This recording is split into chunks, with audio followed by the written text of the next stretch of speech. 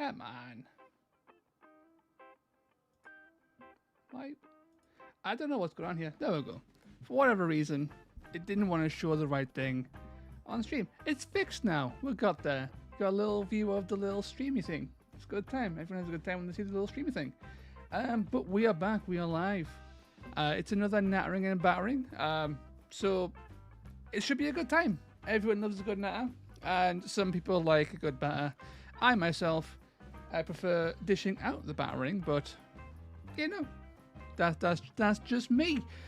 So last week and for the past couple of weeks, we've been playing a bit of Sylvaneth to some great success. Sylvaneth have been a whole lot of fun to dabble with, and as a little update on how the Sylvaneth building's gone, because for the past few weeks there's been no update. I've had the stuff just ready to build and paint. Most of it's now built. This is progress. We are making progress. There's only like what 2 or 3 weeks before the tournament, but the majority of the Sylvaneth list is now built. Just waiting to build some Kernoth hunters and a huntmaster, and we are good to go. And we jump into the painting process, and that'll be very, very fun. But that's all of that out of the way. Let's have a bit of a natter. Whilst we wait to sort of like roll on in, let's have a little gander at some warbands. Of course, this is a Nattering and Battering stream. If you fancy a battle on stream, let me know, and I'll hop on a TTS and we will throw some dice and have a good time. Doug, how's it going, man? Nice to see you again. I'll also put this into the Discord as well, just as a little looking for a game sort of deal.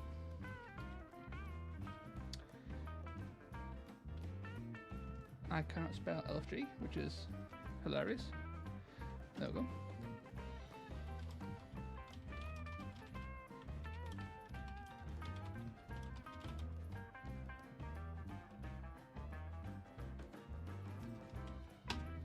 Sorted.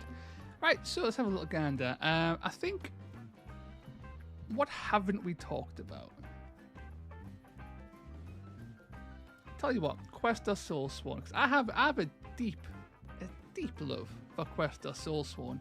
Unfortunately, they just don't quite get the results, and I've come to a conclusion. I think many people have come to the same conclusion. This isn't unique to me, of course. That their main issues lie in 2 areas. That is their complete lack of durability, right? T5, 20 wounds, like that sounds good. It's really not though. Like T5, 20 wounds is very much like, man, it's just not good, right? Like it'll take a few hits from chaff, right? But realistically, right, a spearman, a zombie, right? It only takes 5 lucky hits from a zombie to kill you. 1 lucky hit and you're not looking too healthy anymore, right? Like a Vexmore, like reliably, like 2 taps you. Like all the biggest things in the game, just remove them as if they're nothing. It's just not enough durability, which is one of their issues. They just die too fast, and there's only 6 of them. So there's only 6. You're outnumbered, but you've got a good ability kit.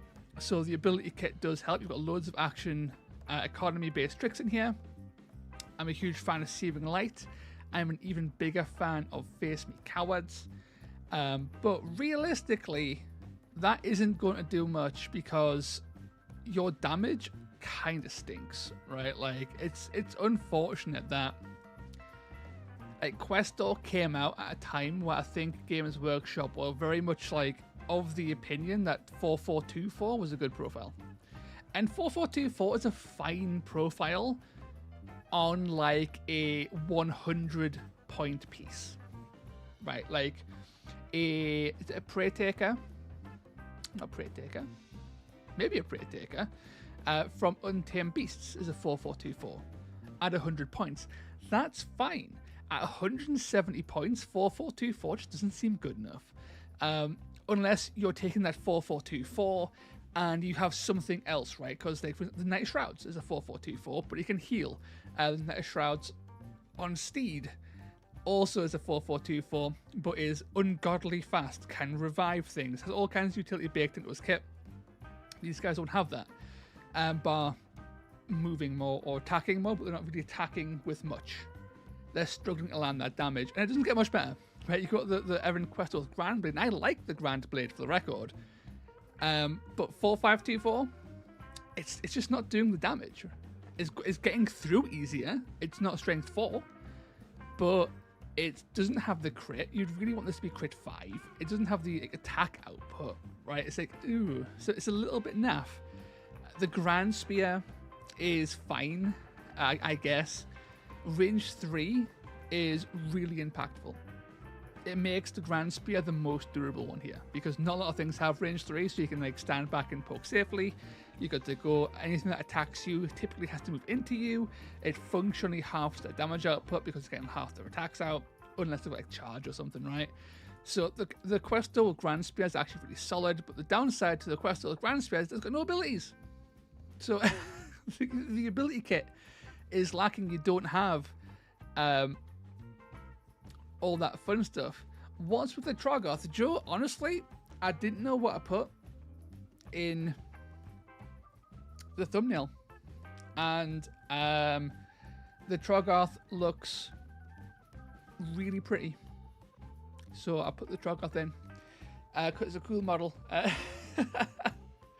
And hopefully at some point one day I'll get to go against the Troggoth on stream, because I haven't actually fought into the Troggoth on stream, and that'd be really fun at some point. But Joe, if you're around now or later on, if you want a game, I am always down to. We need that Gits game. We've been drunk on milk again. At some point, so me and Joe have been like on again, off again-ing a game on stream for like 3 weeks now. There's always been something getting in the way, whether that be children or ill health or whatever. One day we will have another game on stream and it'll be glorious. It'll end in 10 seconds as somebody gets diced immediately, as per. But the Grand Spear is great as a range 3 piece. The axe is awful. Honestly, like, I don't see a world where you would take the axe ever. Right? It's a Grand Spear, but cheaper, and kind of, it's like the in between of a Grand Spear and a Grand Hammer, right? But it does none of it well. Right, it's got the damage output of the Grand Spear, but it's got less range. It's got the abilities of the Grand Hammer, but it's got worse stats. Right, like, it's also cheaper than the Grand Spear, but the same price as the Grand Hammer. Just take the Grand Hammer. Right? Just take the Grand Hammer. The Grand, like, they obviously wanted to have like a bunch of weapon options and stuff, but it's a shame that most of them aren't that, well, some of them aren't that good. The Grand Axe is the big loser, I think, out of them all. The Twin Blades is one of my favorites, purely because the Twin Blades has almost a good stat line. Almost. Why they punished us so with a 5-4-2-3 Games Workshop? Why? So you've basically got to bless this guy with +1 crit, otherwise he's a complete wet noodle. In 5-4-2-4 is fine, right? Where 4-4-2-4 is not that great and 4-5-2-4 is not that great, but it's kind of fine. The extra attack really does help. It helps push damage through and helps blend through chaff, which the Questor is really there to do. He's got a very, like, his stat line is very much pushed towards that thing. His actual ability, Face Me Cowards, is also really good at stopping chaff from moving away from you. So everything Questor Dual Blades is great. He's also the cheapest. So if you are like 5 points over, drop a guide, take a Twin Blade. He is the easiest to fit into a list and one of the most impactful with his ability. Grand Hammer's one that you take though, mostly. Like, out of all of these, the ones you will see the most are Knight Relictors or Grand Hammers, because the Relictor has a really good range attack and is almost as good in melee as the Grand Hammer, and the Grand Hammer hits hard enough. Again, ideally you want +1 crit on him, because 3-4 is a very blunt profile. It doesn't really spike, and you want more damage in your kit. The big strength over the Grand Hammer. The Grand Hammer has over the Relictor is that he has the Destroyer rune mark. And that's a great rune mark because it unlocks with the Force of a Thunderbolt. So if you move into combat with multiple guys, you get to swing for free. It's a good time. But none of these profiles really like scream damage. They don't like. You will struggle to kill Chaff. Ultimately, right? Like you've got 12 wound Chaff, like like so 12 wound mid-range stuff. Like you're going to struggle to kill it, sadly. And if they've got like swarms of Chaff, you can face me cowards all you want, but like a single zombie is probably going to ruin your day. Like Soul Blight are going to ruin your day because your damage is low. They pop their reaction to reduce that damage even further. Kind of fucked. You ain't doing shit, right? It's just really bad. And as fun as their battle trait is, right? The final nail, I think, in their coffin is their battle trait because it's so much fun. It's just not that good. It's just not that good. It's like very much all your eggs in one basket sort of thing. And putting all your eggs in one basket feels fun. It feels like a very like a comical thing to do. It'll have results, obviously. But then you're doing nothing for the rest of the turn, right? You guys are just sort of like there with their middling stats and can't do anything special. So it's like, it's sort of like, it blandifies. It makes your warband mundane, funnily enough, which is just not great. And as good as their reaction is, it's so easy to bypass, right? Like, I don't think I've ever played against a Quest or Soulsworn player who's ever gotten to land a swift retribution against us. Because shoot them. Throw like a throwing axe in melee so they can't react. Use an ability to take the last wounds off. It's so easy to play around that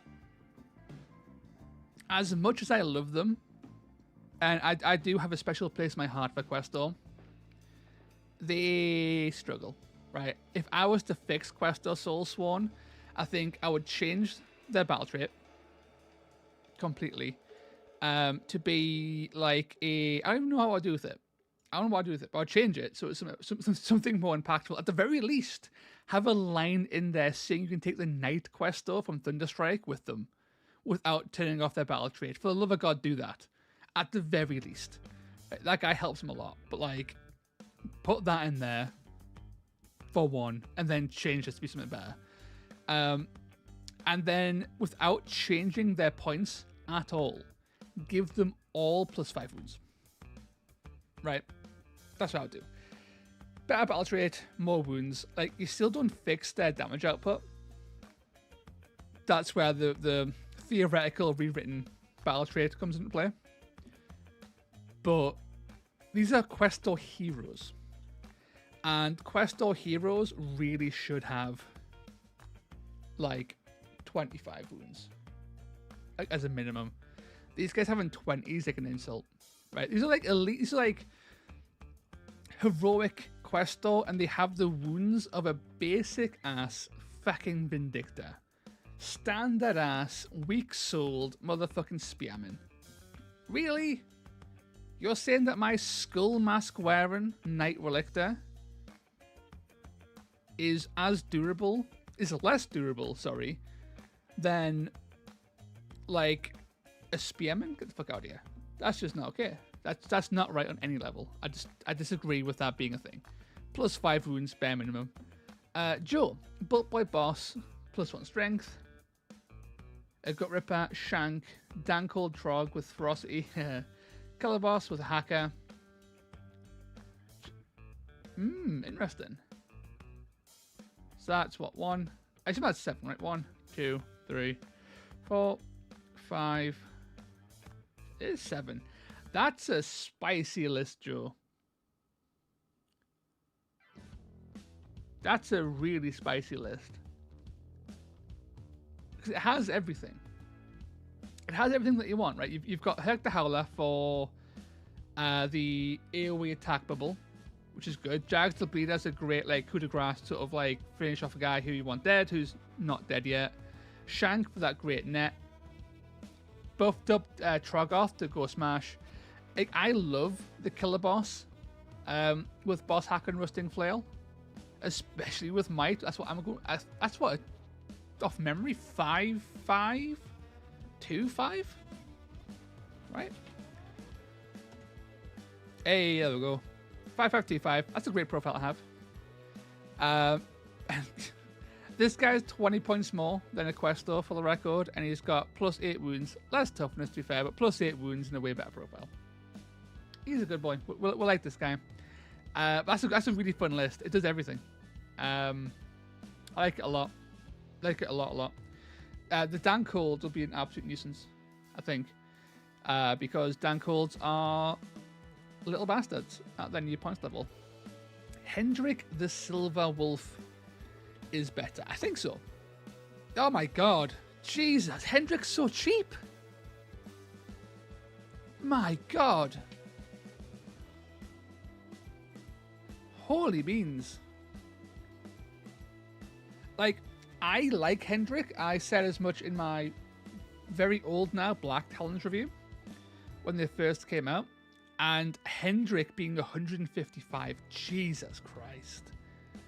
Especially when he basically has the the Stormcast ability to make people move and fucking move and attack. His double's better than the Stormcast ability. Hey, Phalanx. Hey, Phalanx. How's it going, man? Compared to an actual any of the Questor, any of them, Hendrik is just like head and shoulders above them, right? This guy's is an absolute beast. Who's the closest comparison? Questor Prime. Very much so. Like, in a side-by-side comparison, Hendrik the Silver Wolf, who is not considered to be all that great within the Black Talons, he's often cut, right, is substantially better than your bog standard Questor, right? He's got a better ability, for one. Same melee attack profile, less range, right, whatever, but same melee attack profile. He has an extra strength and crit as an alternate sort of like elite killing profile, and he has +5 wounds, and he's 15 points cheaper. Like, Hendrik's not even good. He's like kind of fine, right? And he's styling both on a visual front and on a statistical front on the Questor. It's disgusting, man. Like, imagine a world where the Questor, because you can't reduce the cost of the Questor. This is like the issue that I have with them, right? Is that you simply can't reduce their cost because their ability is actually legitimately good and they're taken as allies all the time. You can't reduce their cost because if you do, you're going to break the fucking game. And you also can't make them much better than they are statistically because they're taken as allies all the time. They're stuck in this weird limbo where you can't really fix them and just make them like Hendrik, right? If they're all 155 points with all the same, like, 155, and they had all the same rules, right? All the same rules as they have now. It would be amazing. It would be taken everywhere because as allies, they're already taken. At 15 points reductions, to be everywhere, it'd be disgusting. So them being such a powerful ally piece makes it hard for you to fix their issues just across the board. Phylax, you could of course make their ability stronger and faction lock them. I think that I've said before on the Discord, and I think also in a video, is the trick to fixing their abilities, if you were one of their abilities, Thundering Strides in particular, is if you keep it as is and then add an extra line. And that line is, if you pick another friendly fighter with the Questor Soul Sworn rune mark, that fighter can make a bonus attack action a bonus move action or a bonus attack action. And that fixes so much of their issues. It stops them breaking the game from an ally perspective. It faction locks a really powerful aspect of a core ability without nerfing them as allies. It makes their damage better because they're attacking more often, like out of activation. There's things to do it that way. But it's whether or not Games Workshop are willing to do that. Like, are they willing to actually put in the effort to go and like make these really interesting changes? Are they willing to give them +5 wounds? Would +5 wounds just break them? I don't even know. And yeah, like if they added like that's the only ability they have that actually affects allies. It's just Thundering Strides that would need to be changed in that case, right? So if you fix Thundering Strides to be like that, it'll be good to go. And Searing Light on a triple is probably fine. Like, I think Searing Light is a really good ability, actually. It's like, I wouldn't mind it. I wouldn't mind this being a double if they made it half dice value damage. Half dice value damage. Downgrade that to a double. That'd be really fun. But currently it's like, this is like the power creep in Warcry is real. So this kind of ability, yeah, it's got locked 3 damage. That's fine. But on a triple, it's so expensive when this kind of power is fine. It can be found now on doubles. Power creeps happened. You can change that to be a bit more impactful. And in fact, like I was saying, +5 wound would be great because they have awful, like 20 wounds is not good enough. They've got the wounds characteristics of a Vindicta, right? A basic Thunderstrike Vindicta, but with less toughness. So they die easier than like a 140 point chaff piece. It's not good. Also, I'd volunteer for a game, but I need to go to town. Dude, I understand. Oh, you said Amazon Parade. We'll have a look. Ooh. Ooh, is that Caldia Zandaya? That's beautiful. Dude, I love your blue armor. Your like, bluey, greeny, metallic armor. It's so good. I don't know how you did it, but it's somewhat inspired my Leagues of Votann to have a similar, or as how I would do it, metallic-y, bluey, green armor as well. You've inspired me before. It's kind of beautiful. I don't know if I can put this on stream to show people. I don't know how I would do that. This goes weird. Custom Relicta. I love it. Oh, that's a skull. Is that a skull? A skull lantern. I love that. That's really cool. Yeah, that's really cool. I like that a lot.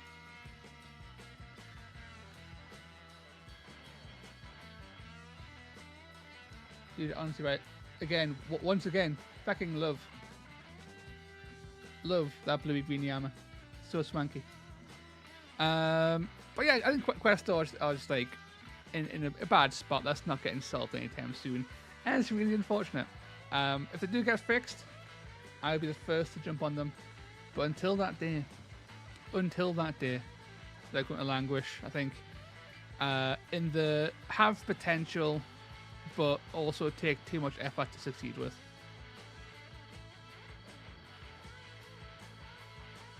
Dude, I love it. It's so cool. That's a really cool piece. If I knew, I want to give it a go. Hang on. So I'm sure I can window share Discord.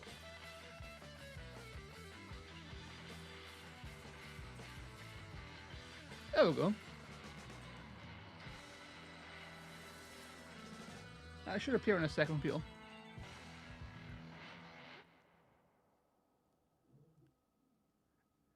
Shabadoosh. Dude, they're beautiful. I love them. They are swanky as all hell.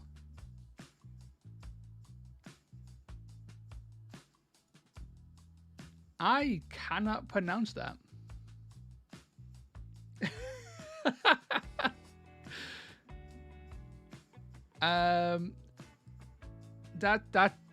That looks like that looks aggressively Greek as a word. No offense.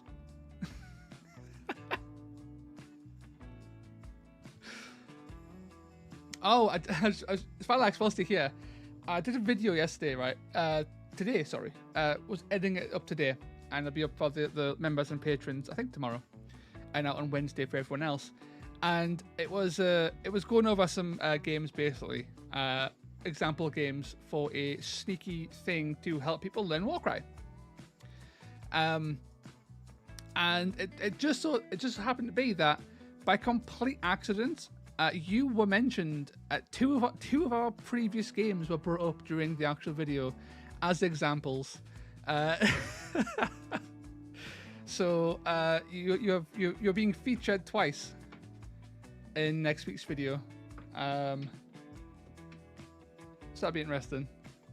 I'm not going to spoil what it's about, but Fireaxe, games with Fireaxe are being featured in it. It's a good time. Whilst we're here, is there any other faction anybody wants me to ramble about? That they want some nattering on, man. Anything at all. And of course, as well, as per, if anybody fancies a cheeky game, this is a Nattering and Battering stream, so let me know. I'll boot up some TTS and we'll have a good time. In the meantime,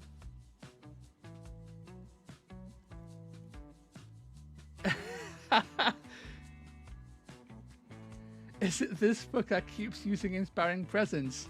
No, it's not that. Although I was thinking about doing an Inspiring Presence video, but I feel like it's like one of those topics that's been done to death already, so there's not really a point of like dedicating a video to it. Especially when we keep on mentioning it on stream and also mentioning it like on Wild Days. Yeah, Order Vizier, like, so like, this is the thing, right?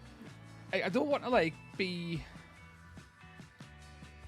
So when it comes to factions in Warcry, I struggle because I am one of the kind of, like, I don't really pay attention to the competitive meta. Like I don't hugely pay attention to what people are taking, what's like competitively popular at the time, unless it's being shouted a lot about, like, you know, lightning zombies being a thing, Dan Cold being a thing. But like, I like Order Vizier. I've played them several times and had great success with them. It's always been a struggle. Like, I've won with them fairly frequently, but it's always been like a little bit of an uphill struggle because of their rules being so heavily triple focused. It means that you've got to like really, every ability you use has to be like super impactful and the right ability at the right time. It's sort of, it's an interesting play style, but yeah, Block Kings, the fact they don't have a battle trait is diabolical. Especially when they haven't had one for like, they should have gotten one in the last FAQ. And so should Dark Oath. Like, what are Dark Oath are a great warband. What are they missing? They're missing a battle trait. Black Talons are missing a battle trait. Right, it's like a little bit of sauce that feels like they're missing a piece of their kit. And we saw that in Pyregeists. Pyregeists didn't have a reaction for like a year and a half. And it felt like they were missing something. Now they have a reaction, and their reaction is actually pretty darn good. And it's like, cool, that was the last piece of their puzzle. I'm glad it's there now. Where the fuck's their battle trait, bros? Like, Games Workshop, John, what's going on here? Like, they are a predominantly shooting faction, right? They have just guns everywhere, bar like, what, 2 models? three models. Okay, like 6 models. If you include dogs and our Lord and Savior Balthus, there's like 6 models without guns. But most of the guys have guns. So the actual solution to them is to give them a battle trait that makes their guns better. And there's so many ways of doing that. There's so many. It could be that you have access to a thing like the Untamed Beasts, where every turn or every one model until they die is picked to be sort of like the target for the hunt, the witch hunt, and you crit on 5+ with all your ranged weapons, or you get an extra shot into them, or your strength is higher, or you gain like an extra strength and an extra crit, or something. Make all their guns more impactful. And yes, you could go, oh well, if they're getting, you know, extra pips of crit or strength, that's going to be overbearing, but most of their guns aren't that good, right? Like, they're largely like pistols, like, or like a crossbows, like Galen and Hanover, Haskell Hexbane. Their pistols are like 3-4-1-3s. If these were like 3-5-1-4s onto like when focus firing into one guy, that's quite impactful. It's more reliable damage getting through. It spikes a bit higher. You could do something like that. You could do something that allows them to use more abilities, right? They've got like 1 double, 2 doubles, and then they're all triples and a quad, right? Well, why not give them a triple, a battle trait that allows them to use a triple once per battle round for free, or to upgrade a double into a triple once per battle round for free, or something like that. Let them use more of their tools, provided you don't take allies. You could do something like that. Find a way to balance that a bit better, maybe. But you get the idea, right? Let them use their abilities more. You could even restrict it so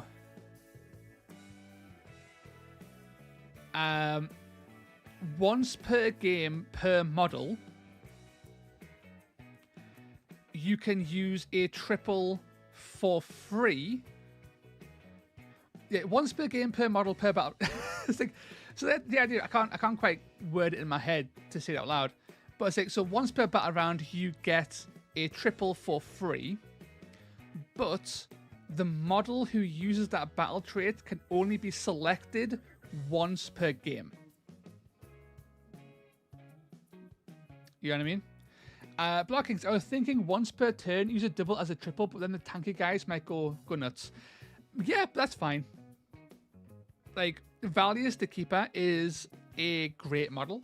At 220, honestly, I think he's been power crept out of the game. Like, I don't see Valius. He's an absolute legend, though. Like, Valius can tank everything in the game. Right? Theoretically, nothing can kill a Valius bar like a Death Keeper if you get consistent initiative and consistently high triples. He is a immovable beatstick of death. He's insane. But he's 220, and you need constant resources, so it's a bit of a shame. But I think blockings. I think if it was like once per battle round, use a double as a triple. But that can only be used on once per fighter as well. So Valius once per game can use a double as a triple, or use a triple for free, or whatever you want to do with it. But that's just once per game. But on the next turn, Armand Callus could fire both barrels for free, or Vrentia could delete their abilities for free, something like that. Just so everyone has a that has access. Everybody has access to their toolkit once per game, right? Up to 4 times, only 4 rounds, right? So I think that'd be kind of interesting potentially, but they need something, because the addition of Jelson Darrick,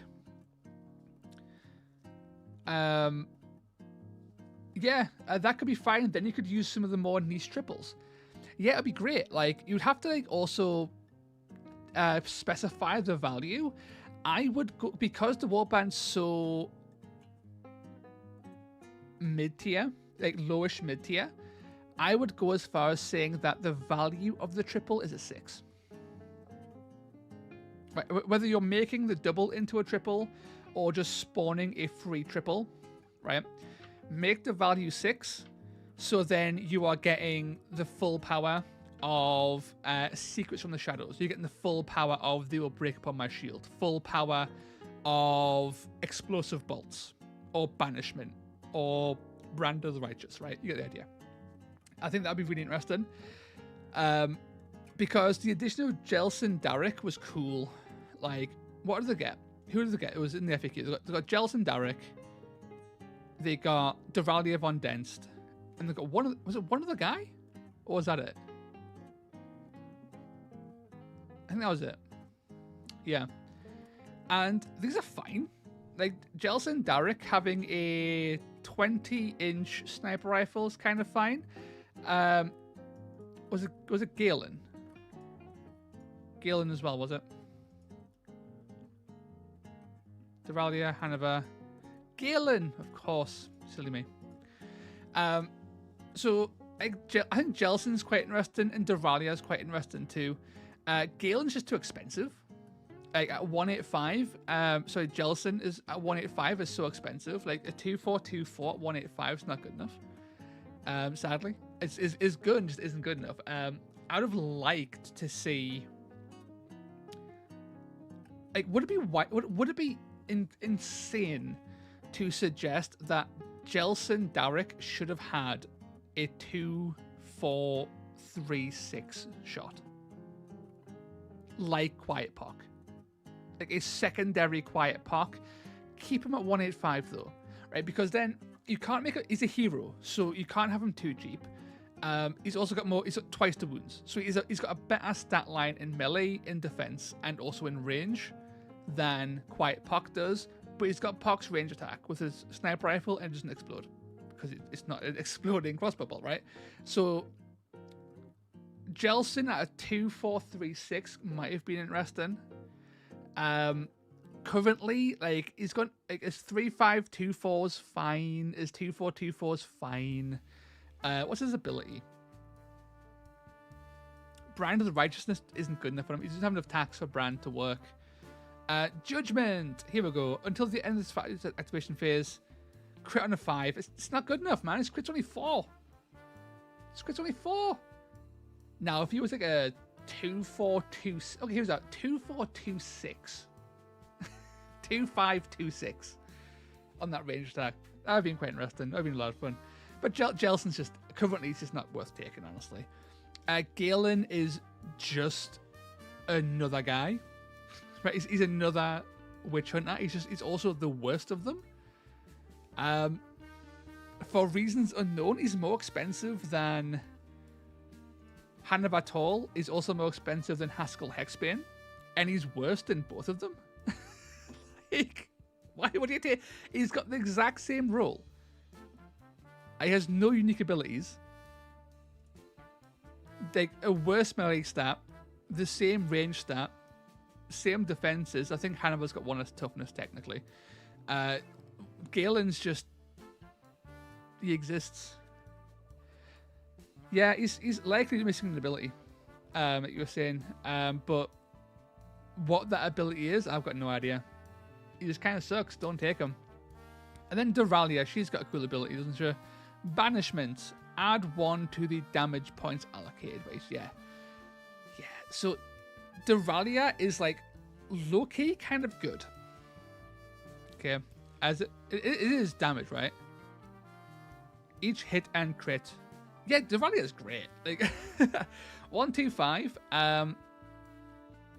She's a 2-4-2-5 functionally.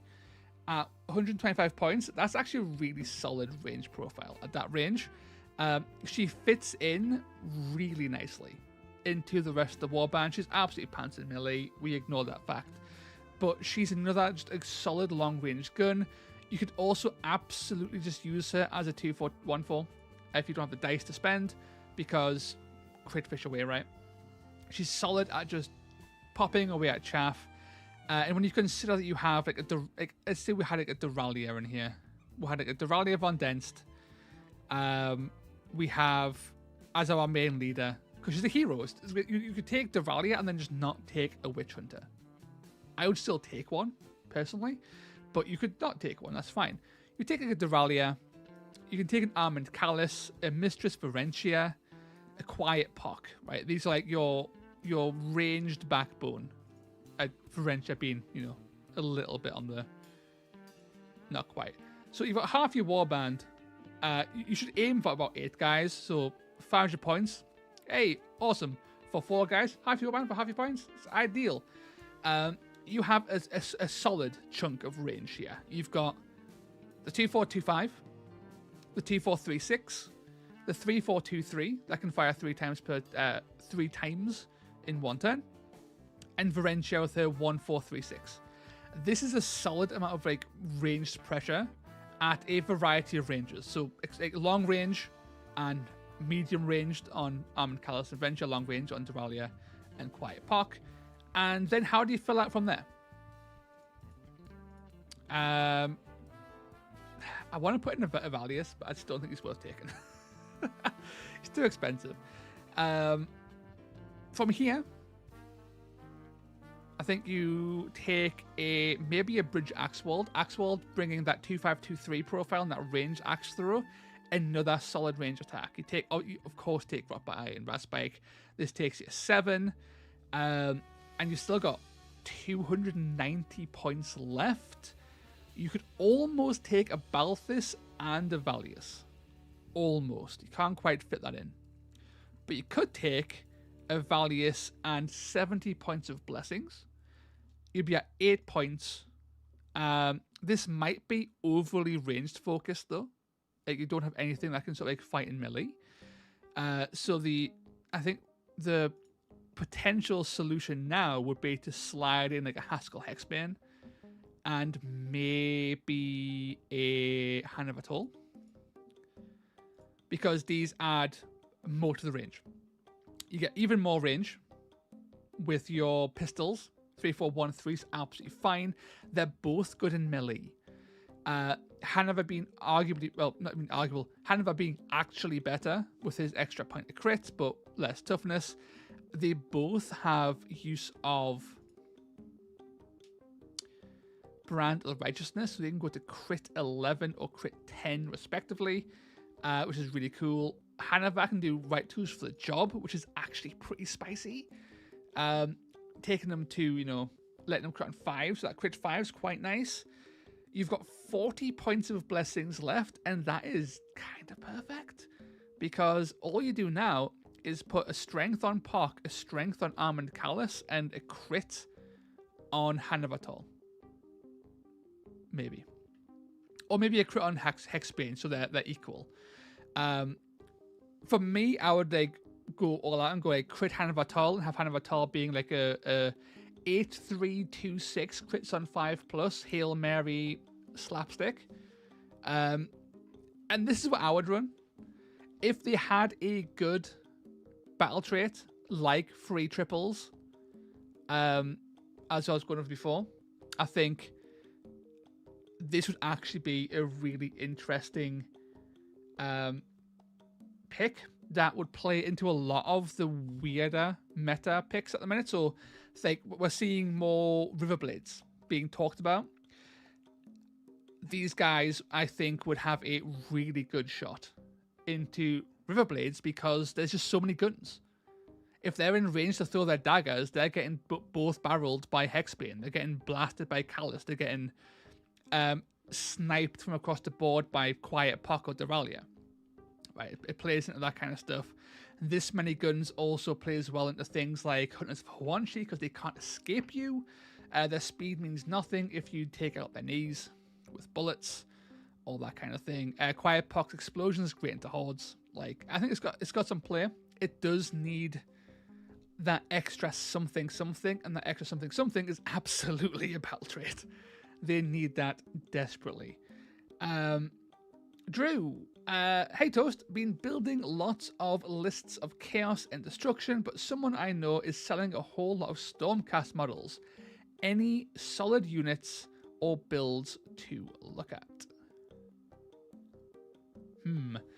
What kind of Stormcast specifically? Is it like old Stormcast like Warrior Chamber, or is it new Stormcast like Thunderstrike or Ruination? Because Stormcast are in a pretty good spot in like half their chambers, and the other half not so much. Because Ruination's good, Thunderstrike's good, Warrior Chamber has some good stuff in it, but Sacrosanct and Vanguard are kind of struggling. So it depends on the exact flavor of Stormcast, honestly, as to whether or not it's worth dabbling into. I love Sacrosanct, they're just not that good, sadly. I've given them a fair swing. They do struggle, sadly.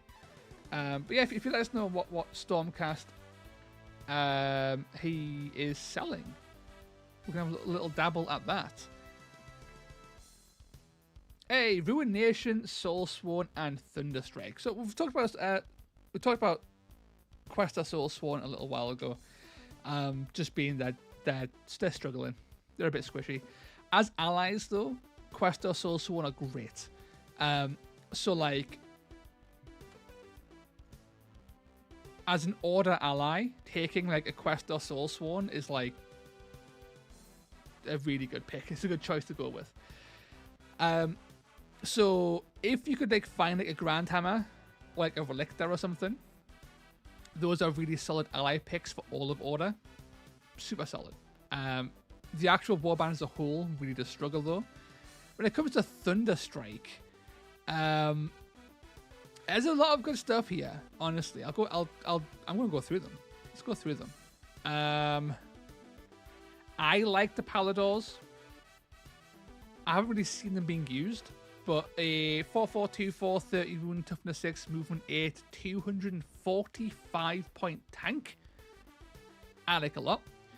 This plays into my playstyle really nicely. This is very much like a me thing. Not everybody likes having just durable cavalry to launch into people's faces and go, "Ha, deal with this guy." Like, you won't kill all that much. He ain't dying though, so I like him a lot.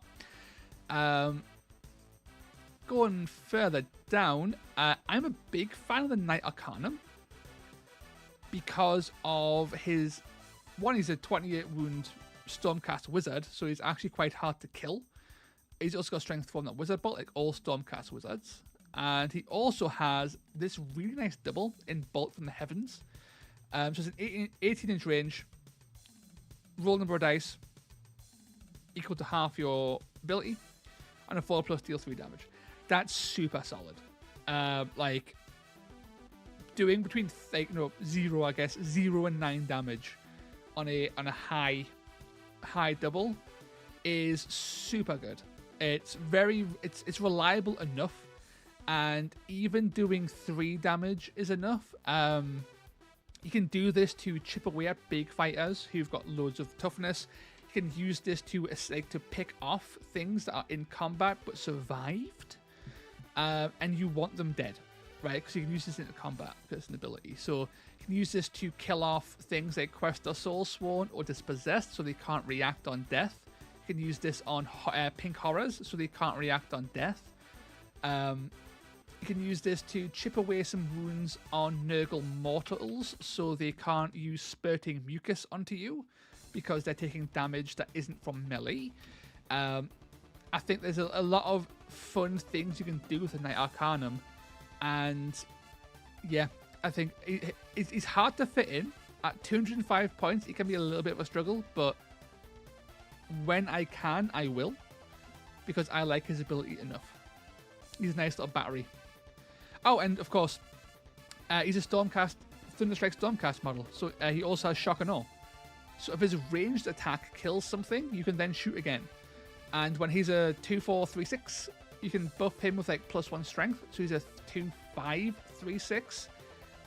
You are likely to kill like a chaff model with like your 2 shots, and then burn a double to then maybe kill a second chaff model. If you're very lucky, you go like kill a guy, shoot again, kill a guy, shoot again, kill a guy, and that could be a thing as well. That's way less likely. But if you've got super hot dice, or you bribe Ziggy on TTS, then you can do some great stuff with Nattering. I'm a huge fan of Nattering.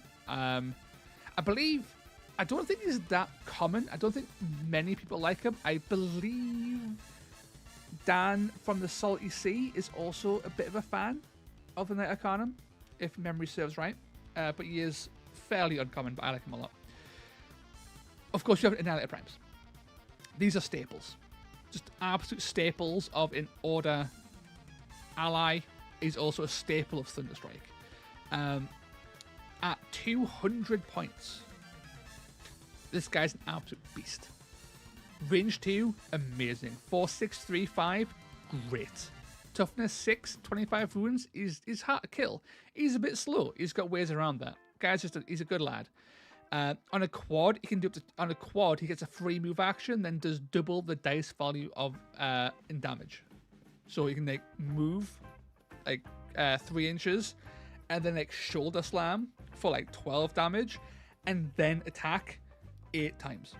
Insane.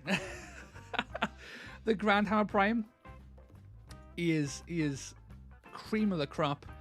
Great. He also has just so many rules. This guy's he's a beast. So he has Blaze of Glory. If he gets too many wounds, hot diggity damn, my guy just gets to attack on a double. Amazing. If you've killed a guy, attack on a double. Amazing. Right? He just keeps on going. He's just you have to respect the Prime. Right? You can give him +1 attack, and he becomes an absolute just 5-6-3-5. It's just eye-wateringly good. If you want to cheap out, going to +1 crit is also very good. Do not underestimate going the damage increase in the reliability in killing things, going from a 3-5 to a 3-6. It's quite substantial. And +1 move is also very solid, because going a movement 4 just makes his threat range much, much higher. Drew, what's a good number of units to bring? I have noticed most of the Stormcast bands don't have a chaffy unit, so they feel very elite. Yes, they are very elite. So, I believe if you're running pure Stormcast, you are going to be hitting like 6, maybe 7. Very specific lists will get you to 7. But for the most part, I think you're aiming for 6 with Stormcast. And that's with Warrior Chamber as well. They'll hit 6. Reclusians can go as high as 8. Because Reclusians do have chaff that are very cheap. I'll go over Reclusians in a little bit, but Reclusians can go as low as 5 and as high as 8. And they operate very well at 6, 7, and 8. So Reclusians have got a lot more wiggle room in their builds. But in Thunderstrike, Primes are great. If you want to cheap out, the Shields Prime's also fine. He does work. He's what he is. I am not a huge fan of Liberator Primes. I might be alone in that. Because I have seen a fair few Liberator Primes in my time. They have play. They have some really interesting. So I'll pull him up. He has some interesting play though. As an ally or as your one of your primary heroes, he has access to Laylo the Tyrants. So I would give him +1 crit, so he goes to a 2-5. And then with Laylo, +1 attack, +1 strength. If you are targeting an enemy fighter with 25 wounds or more, all your hits count as crits, and that is incredible. But it requires setup, and it requires very specific placement and targeting. You have to go against those big things to really get his value, otherwise he's not that good. He's a 5-5-2-5, sorry, a 6-5-2-5 into most things, but into big things, going to a 6-5-5-5 with that +1 crit on there. My god, he is putting holes into people, which is quite exciting. You could also give him +1 strength as well. So he goes, so with lay low, he goes to a 6-6-4-4, also quite good. So it depends how you want to do that. But Libby Prime, he's fine. He has some niche play, some like niche things he can do. Everything else in Heroes is kind of naff. The Stormstrike Palador non-hero variant's fine. 28 wounds, toughness 6. Again, he's just cheap, durable, and moves fast. I like him a lot. What else? Annihilators, always good. Prime, not Prime. Annihilators are great. Liberators are really solid. I see a lot of Grand Hammer Liberators, and for good reason. They're 150 points for a 3-5-3-4 with lay low, so they go to a 4-6-4-4 potentially with lay low. So that's really solid. I like Liberators a lot. Vanquishers have AoE, but it's not very good AoE. Vindictors are fine, but you'd only really see them as a way of like filling out in points. Like if you wanted like an extra model, you could maybe take some Vindictors because they're 135 points with like 6 toughness 6. They're okay. Gryph-hounds are too expensive. Don't take them. Calthea Zandire is always a good pick. If you find a Calthea in that collection, Calthea is a staple in all of Order and also in Stormcast in general. Very powerful piece because of Coordinated Strike, which is, if you don't know, I'll get it up. Don't make the assumption that you do. So Coordinated Strike is you pick a number of friendly fighters within 9 inches, equal to half your dice value, and those can all make either a move or an attack action, and that is really good. That's really, really good. So it's just more action economy and just cheap. 210 points is incredibly solid. Luxar and Daraz are fine, nowhere near as good as Calthea. Domitan's great as well as a niche pick. He has a quad for a massive, just incredibly damaging AoE on a quad. So amazing into hordes and into most and mid range. The damage is high enough that mid range are also very much threatened by Domitan's quad. You do need the quad though, otherwise he's just like kind of just like a wizard. He doesn't do much. And the Gladiatorium are fine. Like I don't really care for them. If you like, basically with the Gladiatorium, they all just look like their basic ass Stormcast equivalents. So take them if you like them. It is what it is. Ruination. Evan. It's extremely likely it's just banishment.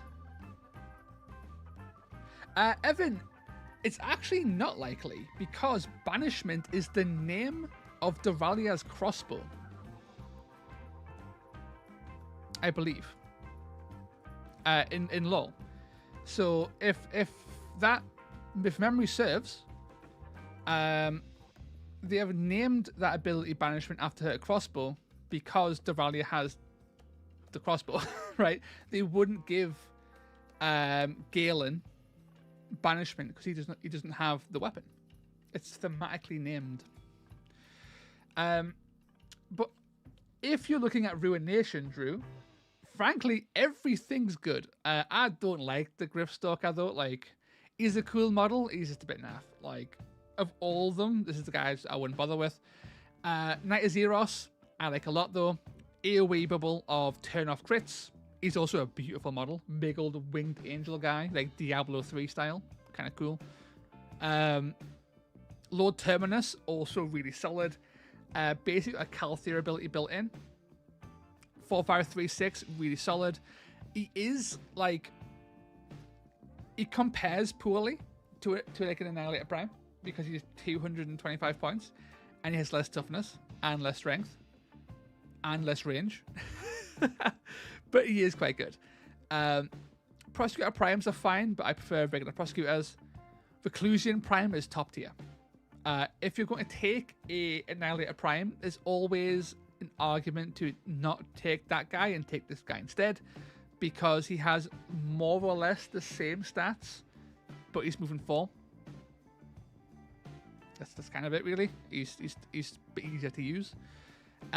Lord Veritant's fine. He has a really fun ability. I'll pull up now. Lord Veritant. So he has a really cool triple where it's you basically, if you're next to a Griffcrow, every ability on the board for your opponent, not you, has a value of 1. Galen does have this. Yeah, but Age of Sigmar is stupid. It's fine.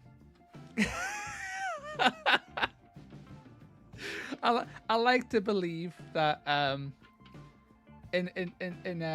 that Warcry has a more accurate lore team than Age of Sigmar full fat. But yeah, maybe it is. Maybe it is that. I'm just fucked up. I'm just fucked up.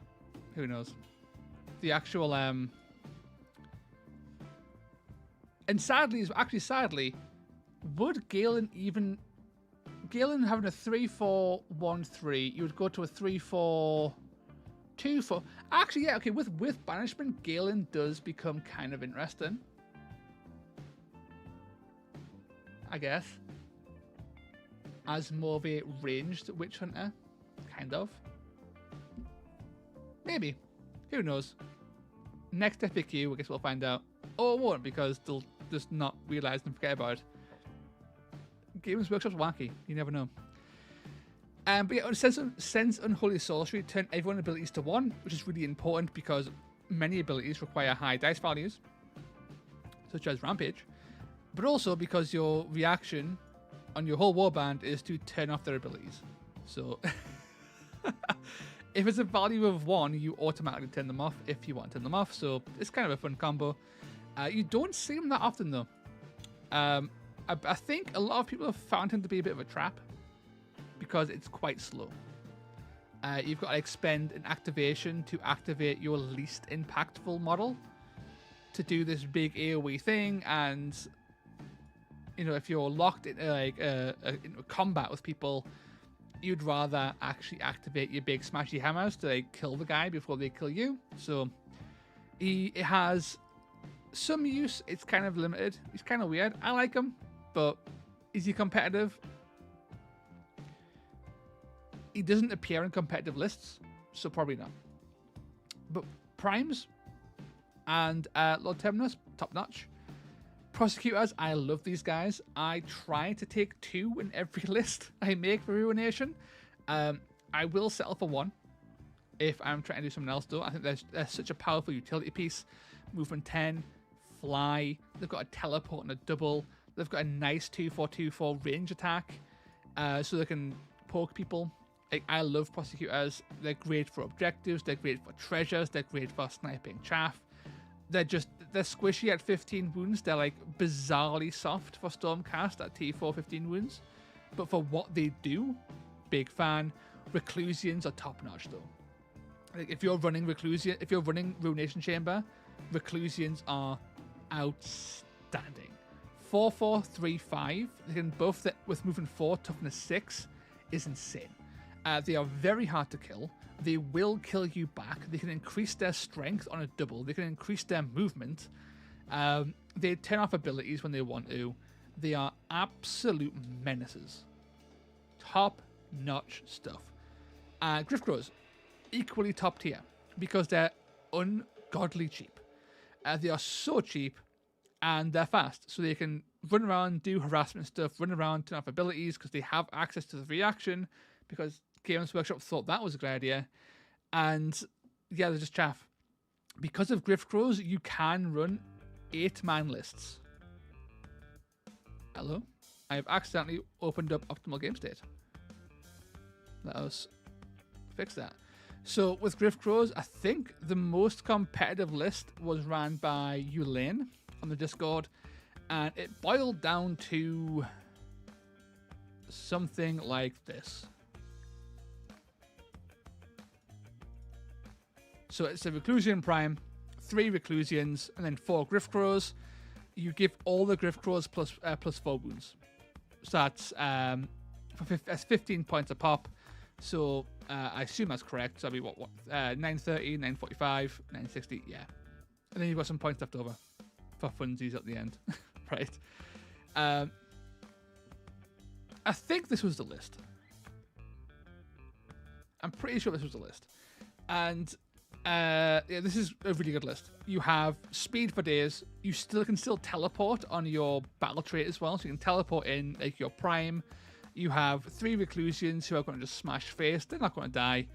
You can kill, you can tank, you can move, you can teleport, you can turn off abilities at will because you have 4 Griff Crows, and that's all they really want to be doing. You can pressure objectives because you've got 8 guys. This list is incredible. It's so good. Is it the best Stormcast list out there? Quite possibly. At 8 man, an 8-man Stormcast list with all the strengths of Stormcast and none of the weaknesses. It's up there. It's up there as one of the best lists you can make in Stormcast. So very, very good. Evan seems more likely to have swapped the rune mark than to have forgotten to put an entire ability on the update, or to have a rune mark with no purpose. Maybe. But Games Workshop's weird. You've always got to factor in, like, Games Workshop also reduced the cost of the Dancold Troggoth by like 100 points, whatever it was, and they reduced the price of the Mutelith Vortex Beast at some point randomly by 200 points. Like, Games Workshop are weird. They do all kinds of weird things, and I legitimately think because of the changes to Dispossessed that there actually is some like serious formatting errors in that document, because I am fully of the belief that Dispossessed got was supposed to have Over My Dead Body nerfed, which excused their points reductions. Because if you look at Dispossessed as a faction, prior to their update, okay, from the lens of their just their raw stats, not their abilities.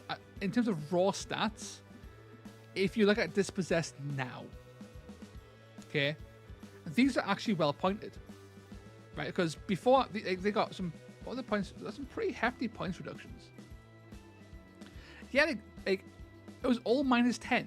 Like, all their chaffy pieces got 10 points cut off, right? Like a 3-3-1-3 T5 12 wound model for 75 points is not good value, right? 80-point Longbeard is not good value, right? Like these were not good value. Like for their raw stats, their stats were not good enough for their points. So them going down in points makes sense. It makes complete sense to give them points breaks. The reason why their points didn't matter for their stats was because their abilities were so good. And Over My Dead Body is incredible. Of course, it's unbelievably good. I am of the impression that somewhere in that document, this was accidentally formatted out. That there was a change meant for this ability that justified the point drop to make their stuff more viable without the ability, and then additionally make their ability less oppressive. I assume like something like only the heroes can do it, or something, or it's like you don't count as 2 extra, you count as 1 extra, or it's like once per turn, or something like that, right? Like some sort of restriction to make it less oppressive was applied to justify all that. Evan, oh for sure, the Mutelith, I'm sure, was a typing error. Yeah, definitely. My question is, why are they manually typing out the points like over and over again? Like, surely they've just got the document out there, right? It's like, this is the last document is here. We will amend the old points. It's like, nah, man, we're gonna handwrite every single points change again, and just have a bunch of mistakes for no reason. It's like, nice, nailed it, editing team, top marks. Honestly, like, I love Warcry, right? It's a great game, but sometimes the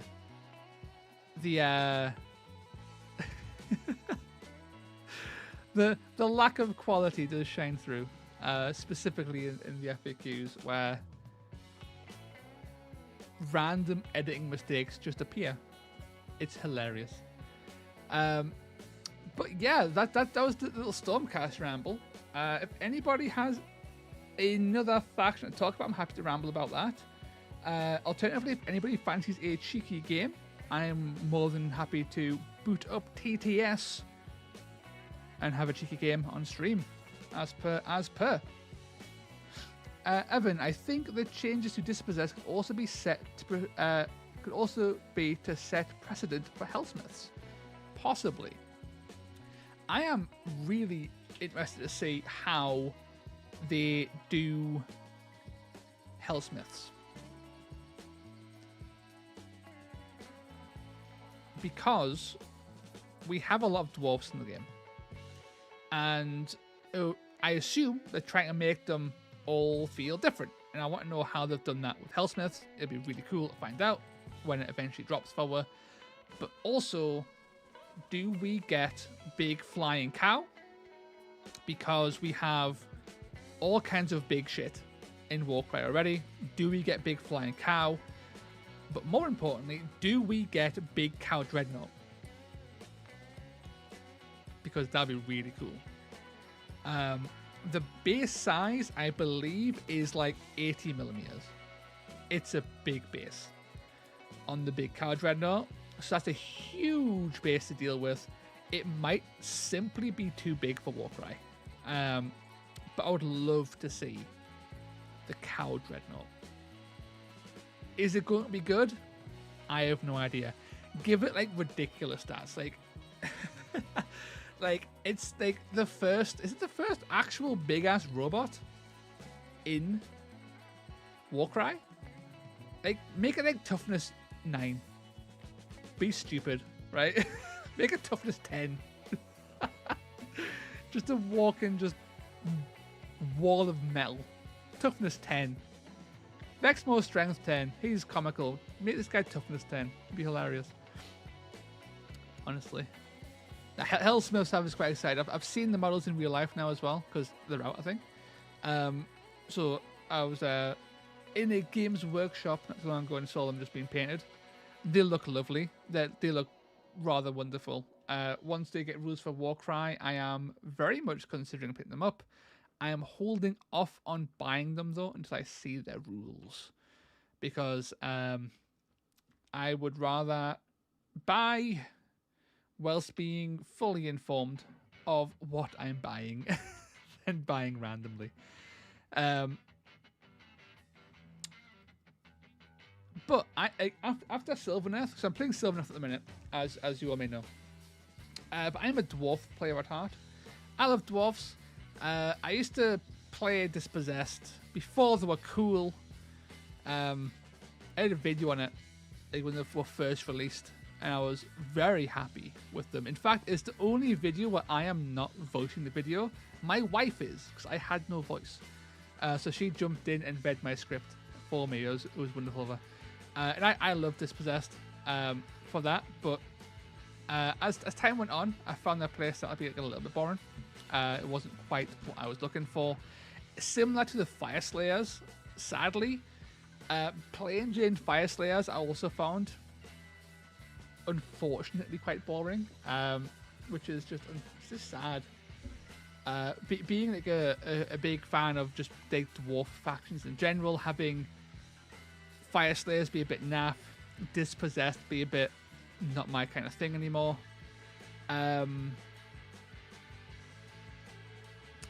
It's just a bit sad, right? Thankfully, old reliable, the Vulcan Flameseekers are outstanding. Like, I think I was one of the loudest voices when it came to shouting how good these guys are.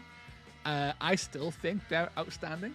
They are very meta dependent. I think the more ogres that exist in the meta, the less good these are, because they can't kill ogres very well.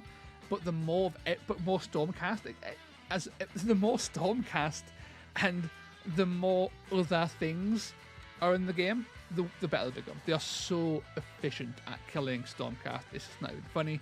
They are. I have done so many videos on Vulcan Flameseekers because I love them. They are like my biggest love in Warcry is Flameseekers. I've had very little competitive success with them. I came 4th at UK Games Expo and I came 7th at Warhammer World. And I've ran them.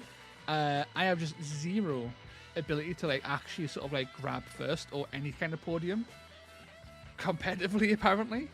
It just never happens. But I played these like religiously when they first came out. I was in love with Ignite Weapon and their toolkits. If you aren't aware or can't remember, they also came out wrong. Their points were wrong when they came out, so you couldn't even take the full box. So I experimented with like so many variations of models and blessings. I had one list that had like, I think it was 110 points worth of blessings or something. And it was just the most fun time in Warcry I've ever had. I have never like delved into a faction quite so deeply as Vulcan Flameseekers, and I can come back to these at any point and have an absolute blast. They are so much fun, and they're the only dwarf faction in Warcry I truly love, sadly. But I do want to at some point get into Caradon Overlords because like they're just kind of cool. They're cool dudes, but I fear that their playstyle is just kind of shitty, right? Like Ziggy, most Hellsmiths are scanned, awesome. Ziggy doing the Lord's work in advance as per legend. Like with Caradon, not to like piss off Phylax if he's still hovering around chat. Phylax being a big fan of Caradon. I just don't find them fun to play against, and that's a really big thing for me. So as like a competitive, I'm a competitive player, right? But at the same time, like I don't want to have a game where the thing I'm playing is so that I find is shitty to play against. I don't want people to have that same reaction when I play a thing. So I used to play a lot of Tarantulas Brood, Spider Swarms. You know, it was a great time. It was a wonderful list. Did very, very well. Eitan off my musings took, I think, the exact list or a very similar list to a bunch of tournaments and won with it. It's a very good list. But the reaction to playing against it from my opponents was so negative because it was so unfun. I didn't find enjoyment in playing those games, and I feel like Caradon Overlords like risk falling into that. Partially because their battle trait just really feels bad. I think it's so powerful. I like from a power perspective, I'm like, well, that's a really powerful battle trait. But the few times I've played Caradon, the reaction to a good deal is always one of just general disdain. It's just like, it's unpleasant. It's a gotcha. It's a, well, that one big thing you wanted to do, get fucked. It does nothing, right? Like, it's just, I don't like it. Like, from a game feel perspective, it doesn't vibe with it at all. Especially when it's functionally free. On turn 4, it is actually free. Like, how I would balance this, because I would balance this by making you give them one of your wild dice, because currently it just generates a free wild dice and gives it to your opponents. It spawns right out of nowhere. So it's like, here, you get this wild dice, that's good for you, but also it didn't cost me anything. You're just fucked, right? So if this was like, here, if you do so, add one wild dice. If it was, and change it to, if you do so, give your opponent one of your wild dice. That would just feel better. It would nerf the ability, but it would feel better for me. Ziggy, that's what made me sad about Underworlds. I gravitated towards the Grandfather's Gardeners, but they seem like they're not fun to play against. I don't play Underworlds, sadly, but yeah, that kind of mentality, it bugs us, right? And it's, I think, it's taken us a long time to sort of like mentally come to terms with that mentality, right? Because at one point, it was, I don't like playing things that are too good, right? It was like, if they're too powerful, if they're top meta picks, I don't want to play them because they're too good. I want to find something else. But as I got older, so I was like teen toast. Teen toast was like, nah, man, it's too good, don't want to play it. Like, if it's top tier, that ain't for me.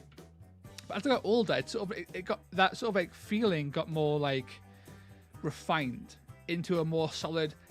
I don't like people having a bad time. Basically, I want my Games of Warcry to be fun for both players, even if I am grinding you into the dust. Ideally, I want to do that whilst having a good time, and I don't feel like Tarantulas Brood spam, Spider spam ever feels good.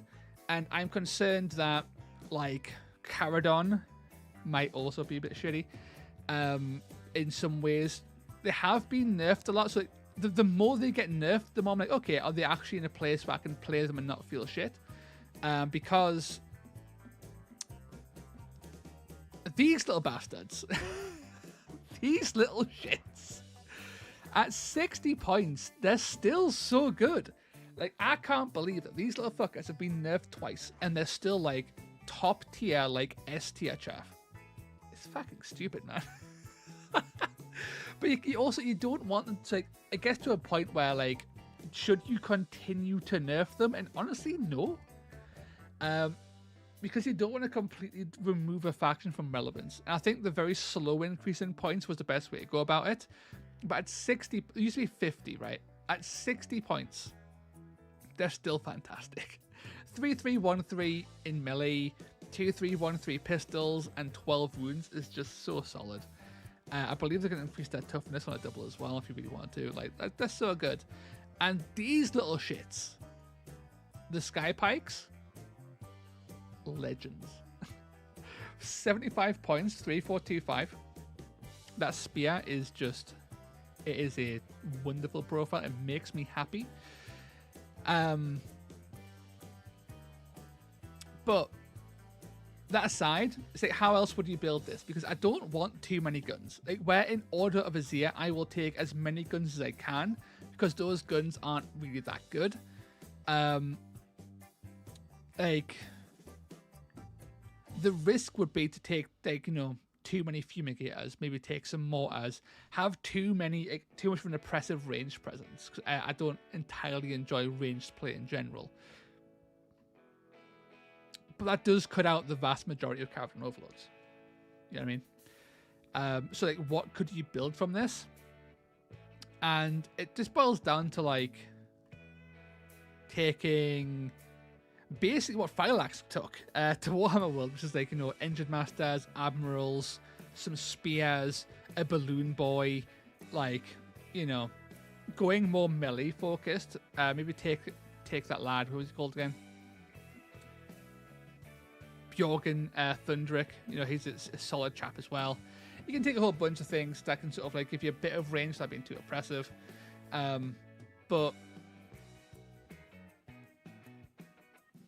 then they fall into the trap of their abilities are really boring. So, like, the concern of that they are not fun to play against, combined with their abilities are kind of uninspired, sort of like turns me off a little bit, even though their models are really cool. I mean, Metal Beards, it's awesome.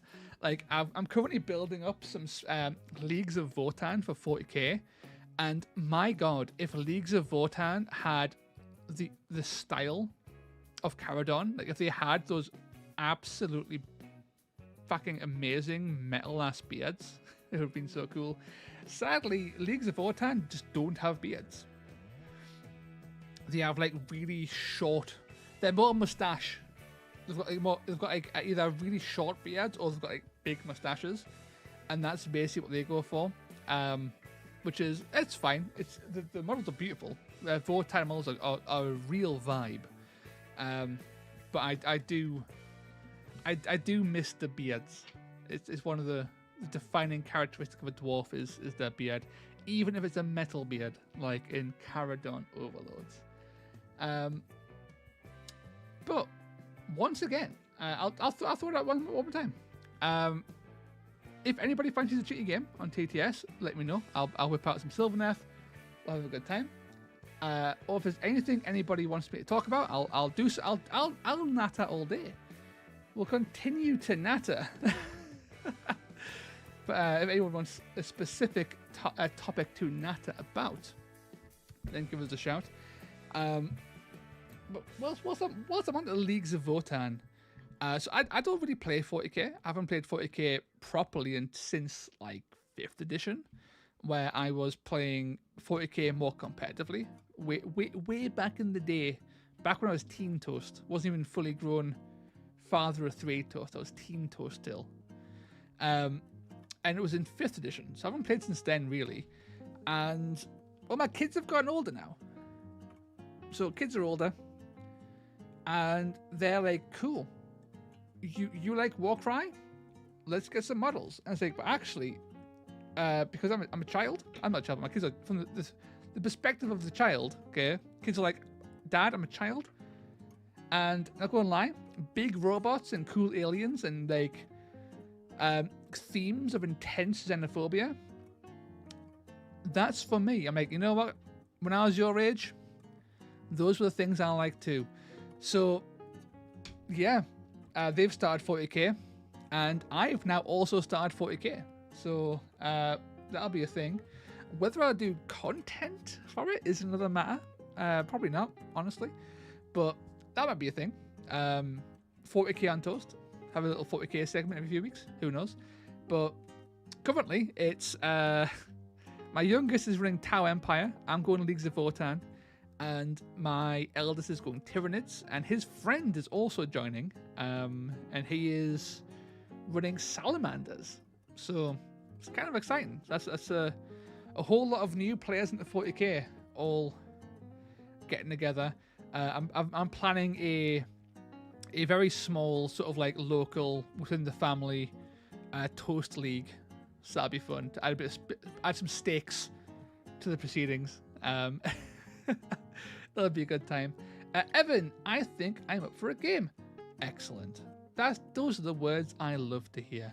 I will slap in a Sylvaneth list, and then I'll boot up some TTS. Now, see, I'll slap it in. I'm going to put in the exact list I've ran for a while now. It's nothing random. Because we are practicing for a tournament, so we want to make sure we get everything all right when we get to it. So let's go over to Discord. We'll hop into the recording booth for Evan to join whenever he is ready, and we will get TTS up and running. Almost clicked on Dawn of War because I've been playing some Dawn of War. I got a remaster recently, and I played so much Dawn of War growing up. Like I was like, I want to say like 10 when it came out. That was a childhood dream game. So much fun, so many memories playing it, and being replaying it. Game holds up. Game's excellent. It could be the nostalgia. I don't think it is though. I think the game's actually like top tier. So loads of fun there. Let's go. Let's be blue team. Hey Evan, how's it going, man? Howdy. Hopefully there's not too much background noise. I've got my kids here, so I can't hear any background noise, so it should all be fine they're and being dandy. right now, but Hmm? they're being quiet right now, so Oh, okay. that might change. That'd be fine. My kids are terrors occasionally, so I understand the the balancing act of juggling kids and playing with toy soldiers. Yeah. It's fun to do though. Okay. So I've got a lobby. Right, I see the game. The password is 123. I almost forgot my own password. Right.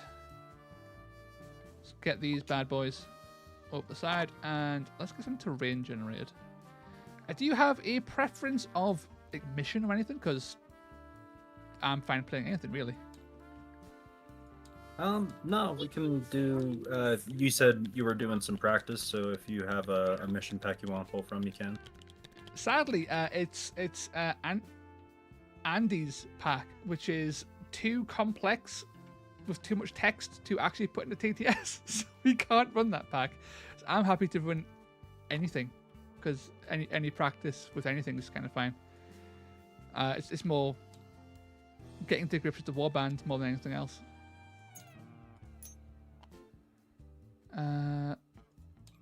It's always good terrain. Good terrain is best terrain. What you got today? It's a Dancold. Let's go. That's Morlog. It's Morlog, not Dancold. Okay, we've got Morlog. Got some the goblins. mini Dancold. The mini Dancold, and then the mini Dancold in Uglug. Oh, I love it. Yeah. God, there's so many stupid names. Got Uglug, Morlog, Borgit, Snowbo, Boggleye, Riggensham.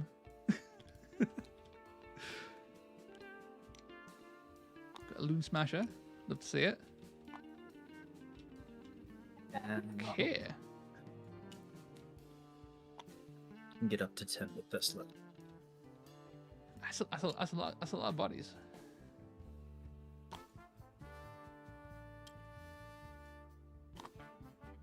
So, quickly remind me. So, Uglug and Borgit, they have an ability to increase their attacks, right? Like you pick a guy and then you get loads of attacks against them. Is that right? Yes. So Borgit is the only one that can use the ability. He can select a target to be the trophy, and then anyone in his team, which does include the little gits here with Mollog that are wearing the squig skin. Not that they're likely to do anything with strength too. But every one of his guys gets +2 attacks against that target until it dies. Sweet. Love it. Okay. It's kind of spicy.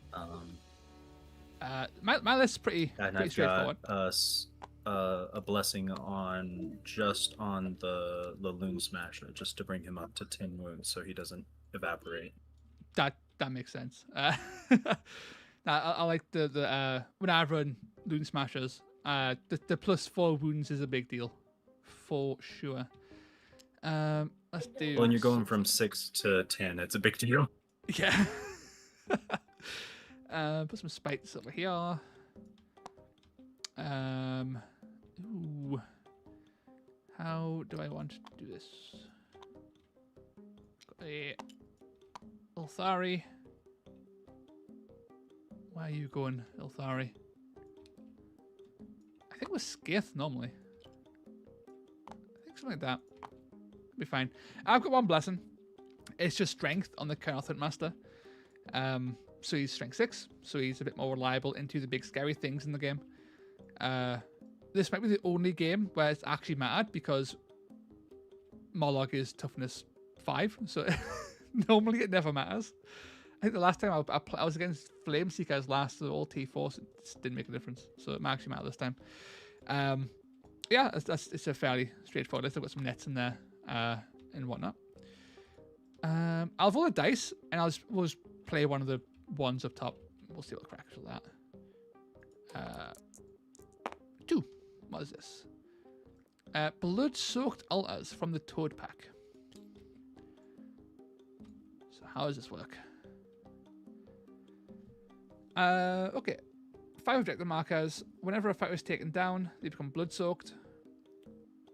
Blood-soaked fighters count as an additional fighter when turning control objectives. Score 1 point for every objective you control. Okay, it's just an objective mission. Sweet. Sounds good to me.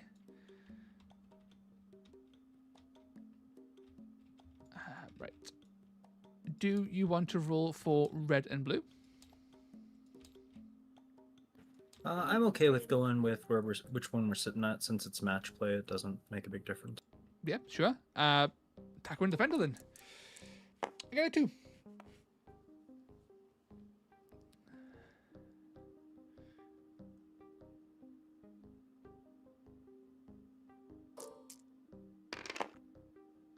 Sorry, I rolled the wrong thing. My brain is totally here.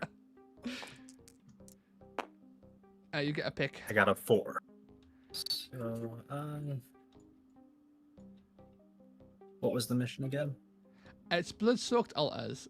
So I'll pull it out here for you. It's just an objective mission.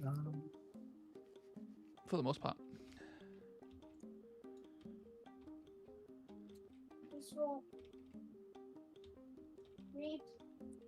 Okay. Oh, okay. So, I'll let you be the attacker, I guess. Okay. So I have my Hunt Master. Let's not get too close to Moloch. Moloch's kind of spooky. I don't think the Hunt Master can actually kill a Moloch. Although he's not got a +1 attack, I guess. He's got less attacks, but a few cheeky hits. Yeah, I've been playing him for years, so a few cheeky. I got used to playing him before. Down. That's fair, I guess. Oh yeah, actually, in the last TTS league, I had a very lucky the sneaky stab. I one-shot a Varengard in round 1, turn 1. Oh, that's disgusting. It was, yeah. That's me set up. I had it on I think it was in a tournament. I went to earlier in the year. I had a Vexmore. I just woke up to it was I thought it was. It was disgusting. It was overkill. It walked into a shank. I think it was shank. Just walked up on turn 2 behind it, and they did it was 20 damage. Just insane amounts of overkill on shank. It was just like, oh, nice. Okay. Then proceeded to whiff every other attack after that. Okay. We put all the effort into making shank into a paste. Yeah, that's the dice luck usually goes that way. Yeah. That's my dagger all set up, so it's your dagger now. All right, let's see. We've got our shields coming in on turn 2. Oh, this is a perfect shield for turn 2. Potentially. Ziggy, Gits are my favourite now. Yeah, Gits are great. I think it's impossible not to love Gits. I think like how I was saying that KO might be a bit of a feels bad faction and that Transbrute are a feels bad faction. I don't think it's possible for Gits to be feels bad. They're too silly. They are too much fun. I think a big part of it is that they don't actually do that well. Like the strength 2 and toughness 3 that most of them have just. Yeah. It's their funny names and their wacky abilities as well. It's just like, yeah, these are fun, but not necessarily the most impactful.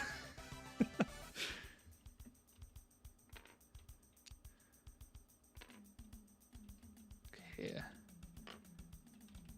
Need to be a little bit concerned about that measure. Right, so I'll just go. Yeah, we'll sort of like big dick with the hunter there. 5, 8-inch threat. Ooh.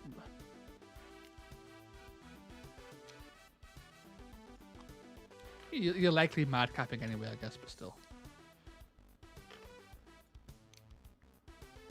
Something like that is probably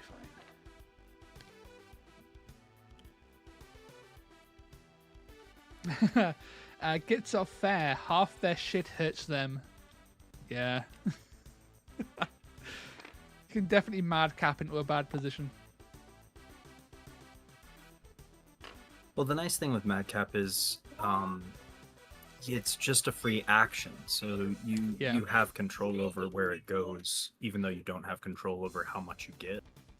Yeah, I think my issue is that because you don't actually have to get into combat, you can ignore the damage of it. You can just like move your free and get within like 3 of them, and just sort of exist back here and get those free swings off and not get too close.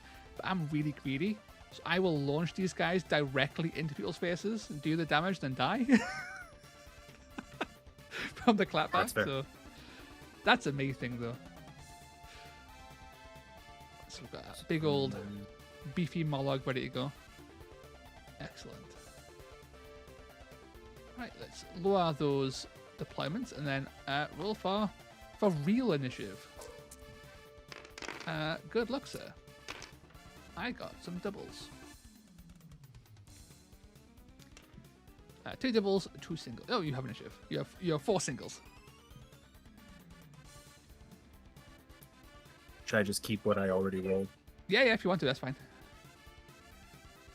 Or should I re-roll? Entirely up to you. We'll just go with it.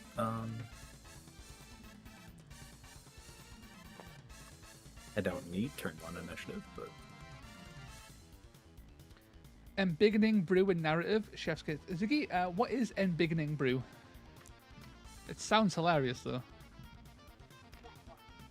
Is that one of the special... Or Big and Brew is one of the narrative artifacts that can specifically quest for, which has...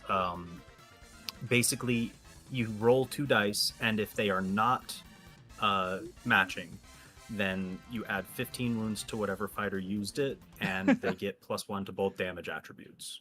Wow. If you do roll matching dice, if you roll a double, then they instantly die. I love it. I used it on a sneaky Stuffler in a narrative, and it was hilarious because I would swap out the model for a Squig Rider. That's a 27 wound sneaky Snuffler. That's hilarious. I'm gonna bank mine. I don't got not any rush to sort of make a triple just yet. So you have initiative. I'm gonna make a triple. And I need to roll a bad moon. Bad moon. It's a 5. I will swap my triple to a 5. It's 555. Let's go.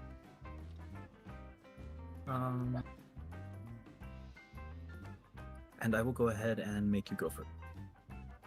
Beautiful. I want to go with Anslane, the Revenant Archer.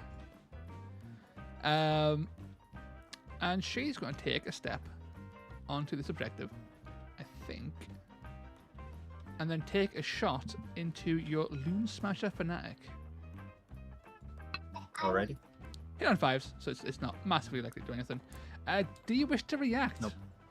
Nope. No. That is 2 damage. A truly terrifying display of violence.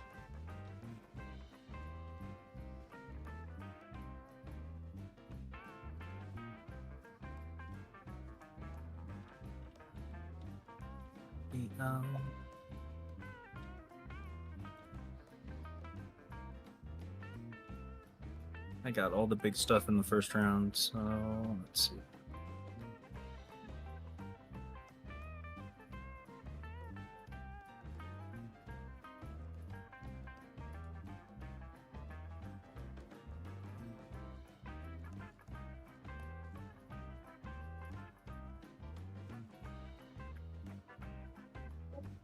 Alright, let's see here. I think...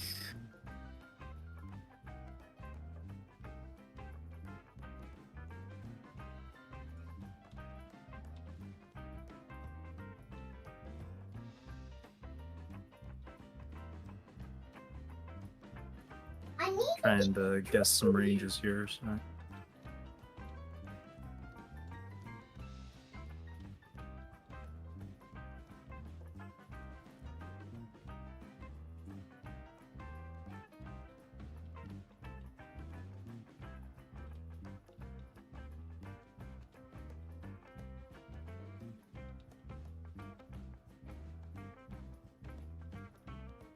All right, I'll go ahead and go with. I'm gonna use Snorbo. Mm-hmm. And pop a Sound of Charge. Oh no. For +3 move. Oh no. Things just got terrifying very quickly.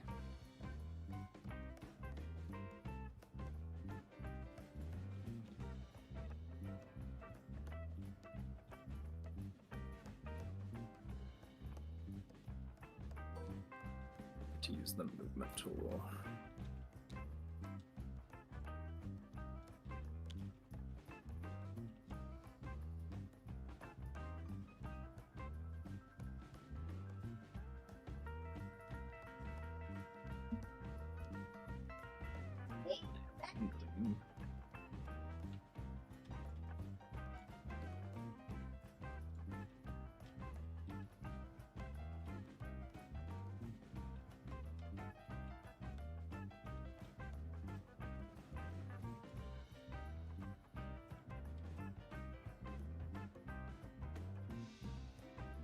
Alright, so it takes 2 inches to get.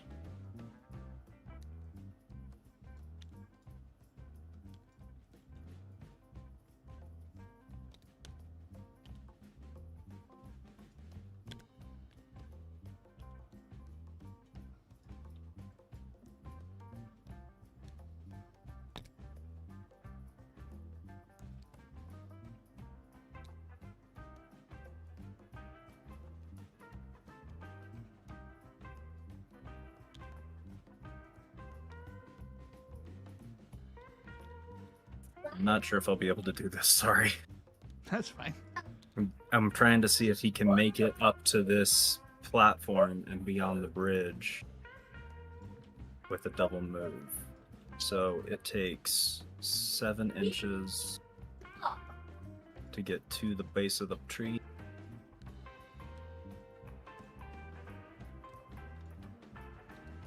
But I have to pass over. I think this little barrier in front of him is over 1 inch, so I'm gonna have to. That's gonna be 1 inch into his second move. Yep. So he's got 6 inches left, right? Yes. It's only 5 inches. It's only 5 to get there, so.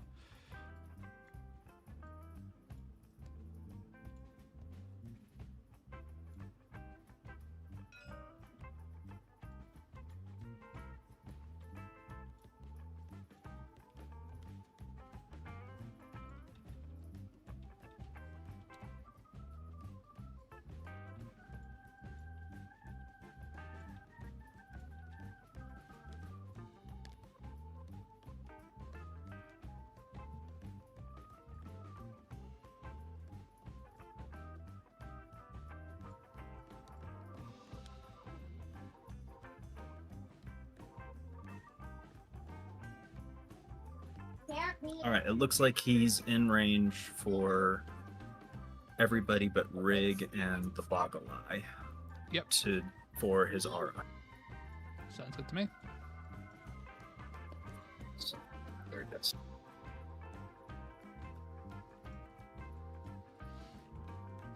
Okay. The forever and unhealthy temptation to teleport onto the bridge and then just run up there and smack him with the scythe is. it's almost there. I mean, oh, I can't. Actually, I can't because you can't teleport on a platform, so that's teleport. It's on a battlefield floor only. oh, because it says battlefield floor. Yeah, I can't do that actually. Temptation was still there though to at least think about it. Right. So you now have a 9-inch threat range. That's a really big threat range that I don't really want to deal with. But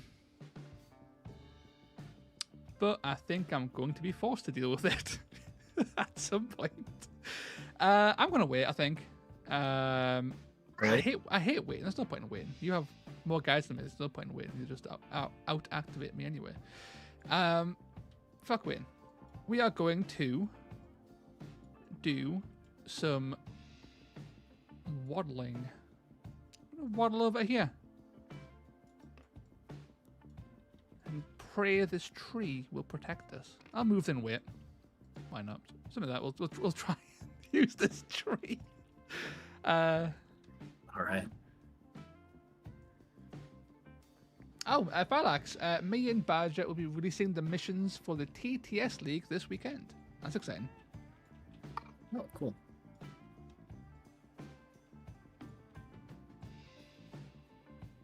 One day I will rejoin the TTS League. Today is not that day.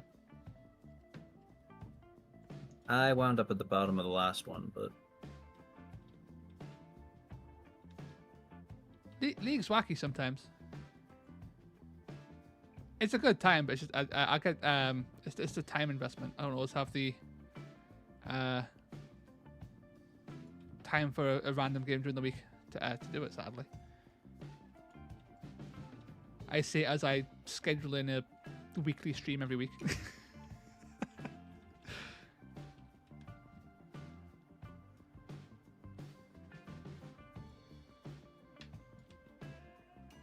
try a nonsense play over here.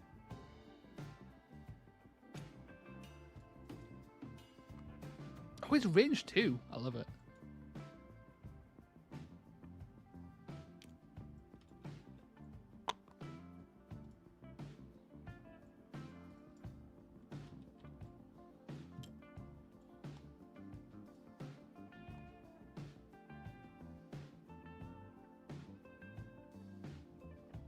Okay, he can't make it in the one move, so...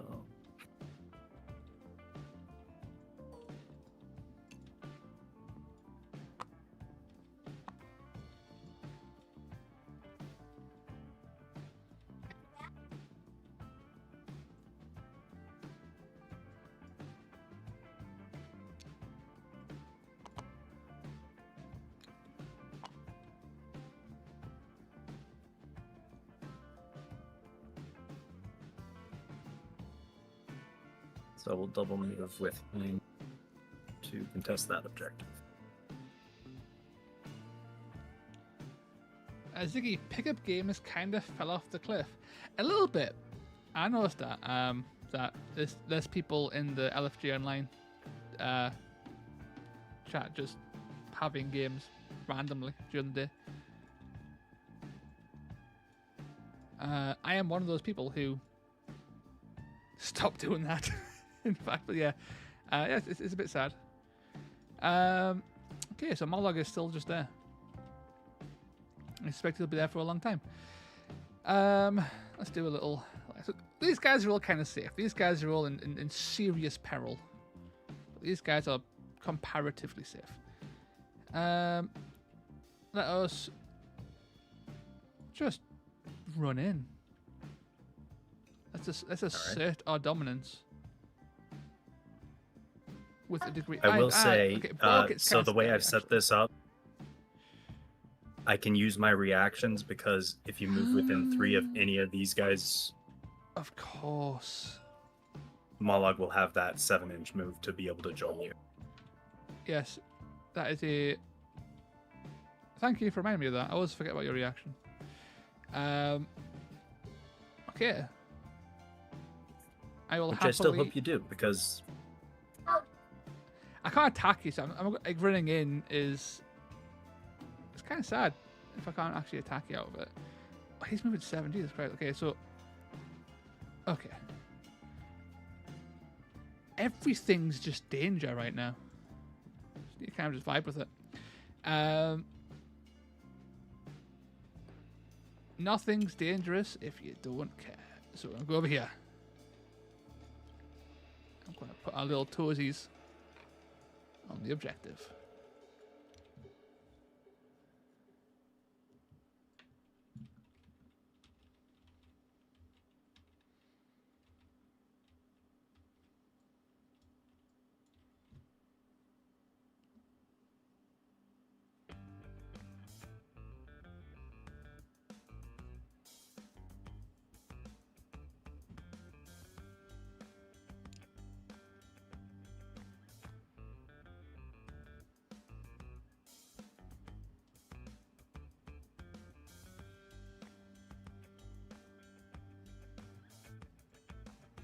I think my fanatic might have to give himself up.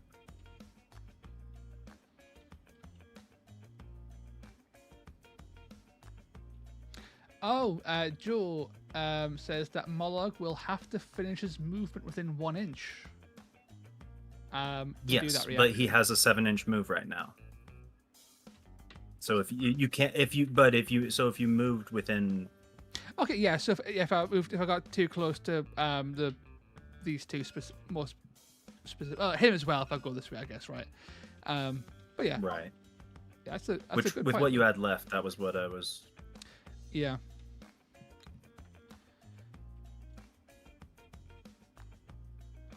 Oh, here he comes.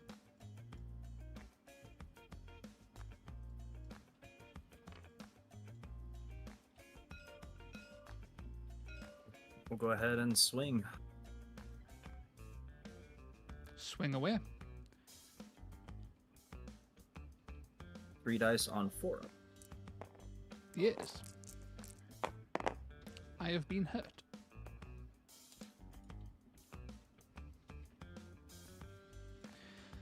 Okay, well, once again, we need to make sure that... okay, we can actually quite safe. But now engaging him is safe because he doesn't have any reactions left. That's true. He may be a guy I go hit with a stick in a second. But also...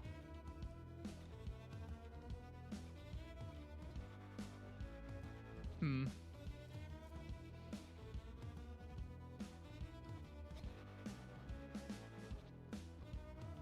I can over here, actually. Oh, yeah.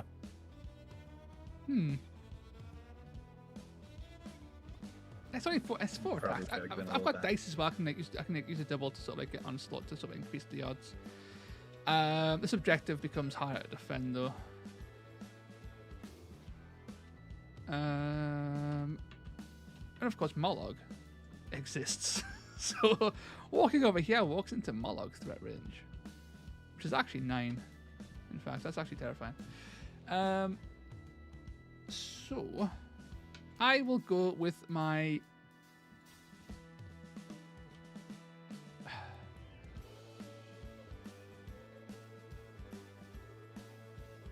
You waddling up in swings really bad, but like, I don't die. Even on a double crit. Yeah. It's not too bad. It's not great. It's not the ideal scenario. It's not too shabby though. I need people to at least make some kind of impact. Right. I would love to stand right there. I could stand right there. Already? I might stand right there.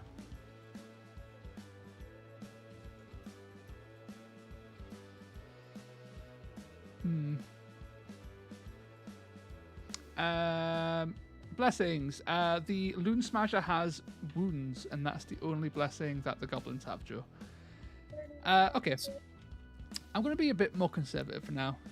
I'm going to just sort of like not overplay. In that case, actually, I'll undo that. I'm going to wait on the hunter. Because I don't have any need just to move once and wait. Get over.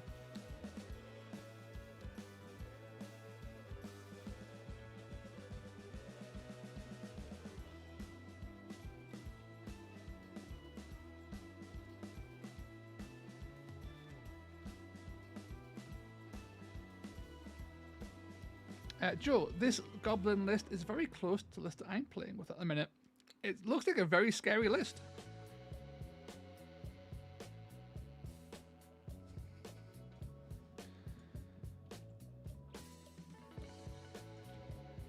I'm concerned about this potential, this future of a Mollog fighting a Huntmaster scenario that might come up. That's not a fight I'm going to win. I don't know. You get 2 attacks into me. 4/6, 3/6 is not. It's not too shabby. Is tough, but that is his geared right to fight him right now. Yeah. My issue is I've only got 2 killer pieces, and crippling the main killer piece is kind of terrifying. When there's a lot of goblins I need to start removing.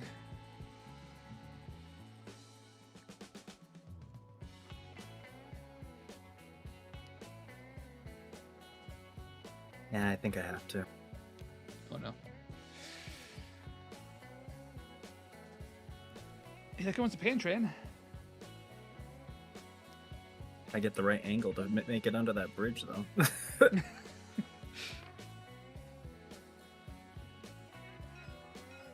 Okay. It's the big boy. So we'll see how the dice like. Mollog is so small. I love it. He's so short for a troll. So just 10 damage. I'll take 10. 10 doesn't seem too shabby. Down at 20. Probably dead next turn, which is kind of terrifying. I'm waiting for the Ilthari quad. Yes. Yes. Yes. Ilthari sprinting on the board and just exploding. That's the saving grace of this game, I think. So, it's my plan. Is spooky. So, I'm okay with this happening. The plan was actually to just nope out of here entirely and actually just go down here and hold the objective, reach out and basically murderize this whole deployment zone because none of them can fight the Huntmaster, frankly. So that was the plan, but Mollog running straight at my face kind of makes it harder to do because I've run away and then you just fucking chases now between these guys and Mollog. So with that in mind, I'm going to hit you with a big stick. I'm going to onslaught. I'm going to swing 10 times and hope that I roll enough crits that you die immediately. That's the dream. Do you want to roll them all at once? You can, sure. Huzzah! That wasn't great. That is 3, 6, 9, 12, 18 damage. Almost half, or a little over half. We are halfway there. We're making our way. If we get initiative next turn, I might actually pop them, which would be quite nice. But that's my Huntmaster done. All right.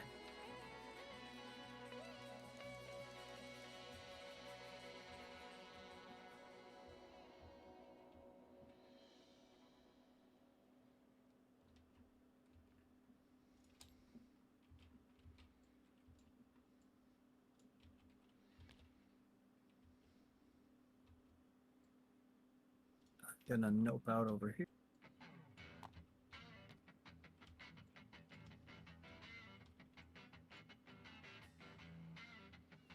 Imagine if the shroom was out.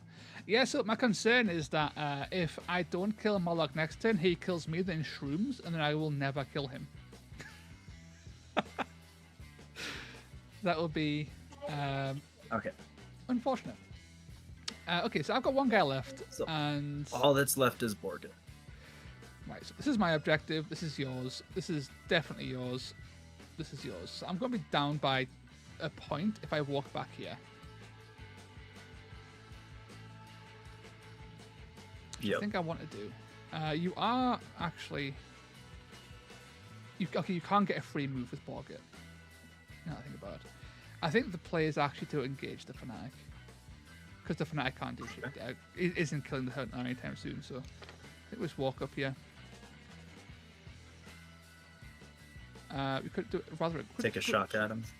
I can't, sadly. So I waited earlier.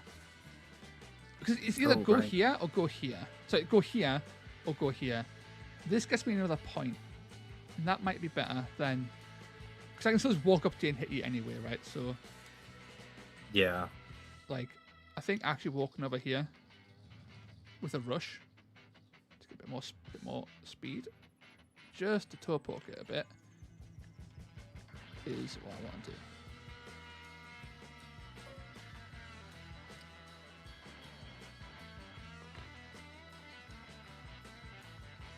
Oh, here comes Borgit. Pretty spicy for a goblin. 444 into Travi. And he'll.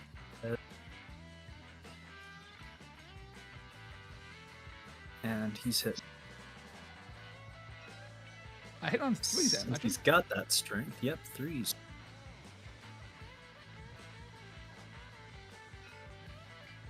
Make sure I have the right guy. Yes.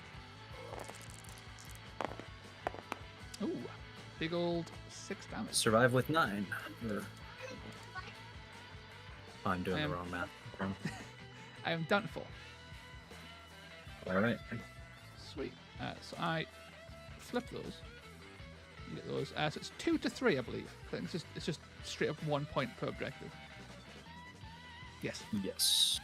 Excellent. So you had initiative. I had initiative. Excellent. Let's hope for a quad 6 and enough singles to win initiative. It's not too shabby. I'm not getting initiative, but we've got a single, a triple, and a double. We have initiative. Holy shit. That is an interesting set of dice. Yeah, that looks like a potential rampage coming out somewhere. I have initiative, so I will make a single because I want initiative, and I will make a quad 5. For no reason at all. I'll go ahead and do a quad 6, yeah. Hey, battle of the quads, baby. So I have initiative, so I have to play first. We'll get some Scaths out, we'll get some Iltharis out. We'll do something like... we just shoot you? We can shoot you. Hey. A Scath. And a Revenant. Beautiful. Beautiful. That's me multiplied. The 555 is going away. Yeah, I've got 1 triple in this list and it's teleporting this little guy. That's the only triple I have. I have a quad though, right? I've got the Reaping, obviously, but I'm sure I've got another quad. What is it? I never use it. What is it? Envoy of the Everqueen. Add half the value to the strength and toughness of all fighters within 6. Ooh. +3 toughness. Got a toughness 7. Oh shit. Goblin battle trait. Oh no. Yes. Fuck. Hey. Oh, no. I get 2 555. Or I get to make a 555. Nice. Honestly, I'd much rather you get a high roll on that than get a low roll. I want my 555. Leave it alone. Yeah. So I've got the initiative. I will take. Yep. I will take the initiative, and I'm going to swing at you with my mighty scythe.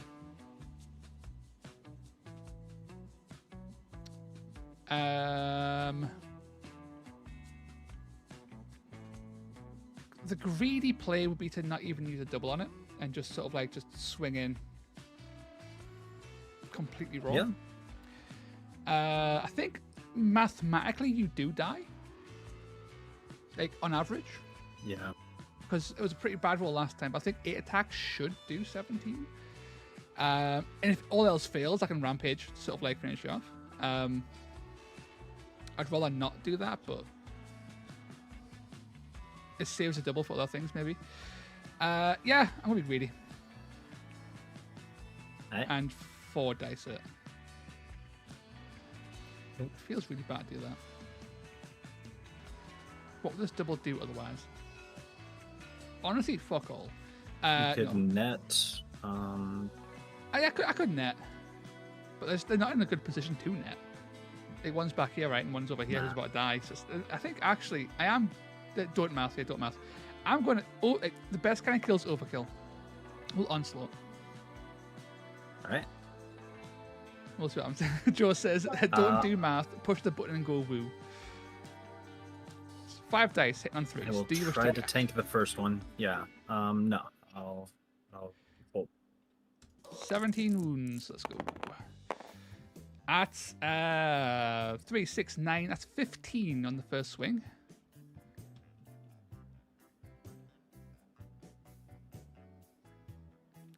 Not too shabby. That was not a wise play on my part. I will swing again. Do you wish to react? He'll counter. Yeah. Makes sense. I just kill you. Holy shit. Ziggy, dice, please. Don't do this to us. I take 3 damage. 1, 2, 3. I'm also blood soaked, but it's not going to matter because I'm not on objectives. I'll put a renown or some shit on him. Aha. That's Moloch sword. Okay. However, you have lots of good dice and other threats nearby. We're gonna try and take care of that blood-soaked fight. Yeah. Swing away. I mean, so just 5 damage. 5, dude, that's great. I thought 4. He'll swing again. I might die. Oh, stop! My guy. 7, so I'm down to 5. Oh. Which I will go ahead and use my triple to see if Madcap will save. Yeah, you need a 3, right? I'll do it. I'll do it. Nope, it won't. I can move him, but it will only do 4 damage. Oh, I thought it was double. It's just, okay, it's flat. Okay. Yeah, so I get a free move equal to double, but I get flat damage. Right, so I'll be on 1. he's holding on, potentially. Better to keep that somewhere else. Yeah, he one-taps that guy, I guess, yeah.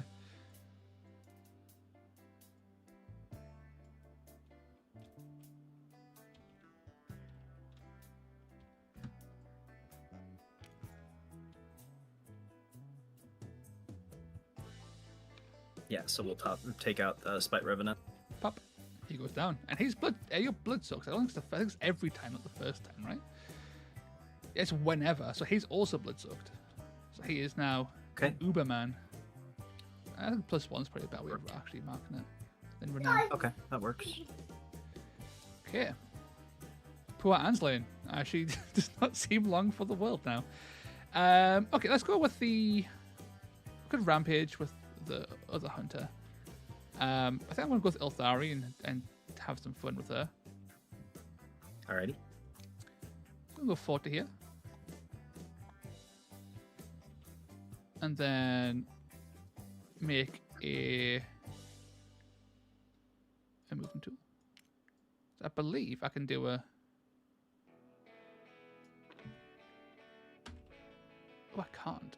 I move to here and then do my little 6-inch bubble. To whom can I hit? Not you. I can't hit you. Basically nobody. Wow. Okay, so Elthari's reaping is not going to do anything useful, actually.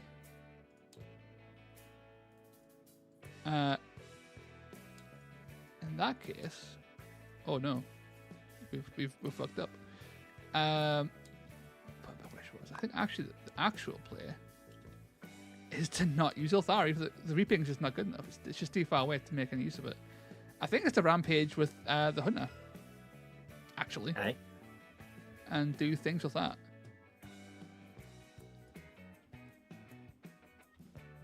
The unhealthy desire to charge backwards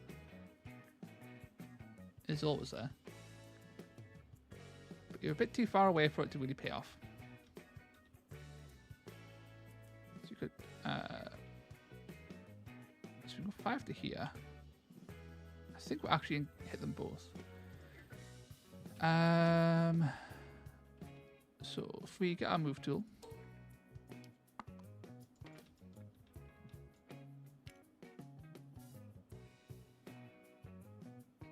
the dream is to be on both objectives and engage you both. don't think.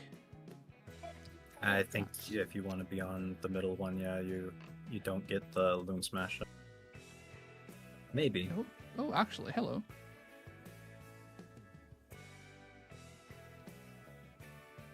That looks okay to me.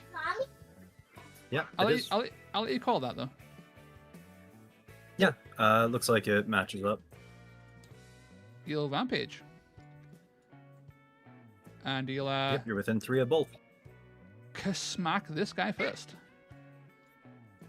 Okay. So that's hitting you on 4s, because you are a tough boy with 4 attacks. Do you wish to... You can't react, you've already went on you, so... Nope, he's already gone, so... First swing. Jesus Christ, okay. Woo. Second swing. The moon is shining on the boy. The moon do be shining. Second swing. Okay, that's 5. We're getting there. Okay. We'll go for swing number He's 3, got though. 3 left. All Ziggy, right. stop doing this to us, man. Come on now. There we go. Where was that the first time? 10. Nothing, overkill. Every time. However, it was a really good kill, so he does get +1, and he's also straddling 2 objectives. He's actually in a pretty good spot. So, that's him done. Having a good time.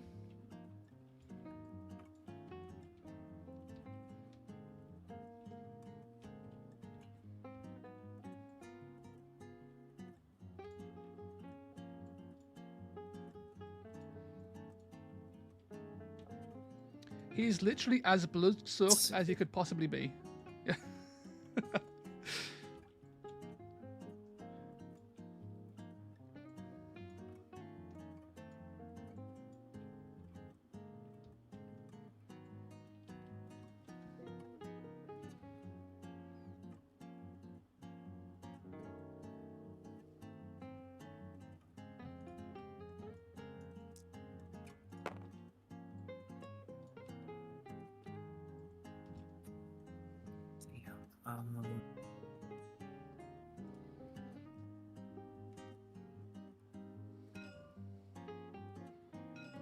I guess we'll try with Orgit here. Yeah,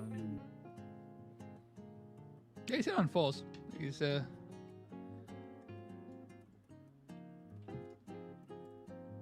of the things that I found with Sylvaneth is that like everything's a threat because the toughness is so low that the wounds just bleed. Yeah, I'm just wondering if there's a better way I should be doing this. He is the last biggest threat on the board.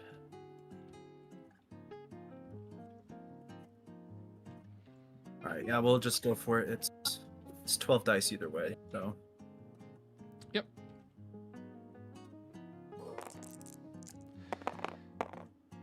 Oh no. Wow. Ziggy winked again. Ziggy, stop it. I'm gonna gamble because it feels like a gamble's more the right play here. He's going to disengage. Ooh. Alex, what did I miss? An epic battle between And then he is going monologue. to... And then I'm going to use my quad to do a sneaky stab back in. Ooh.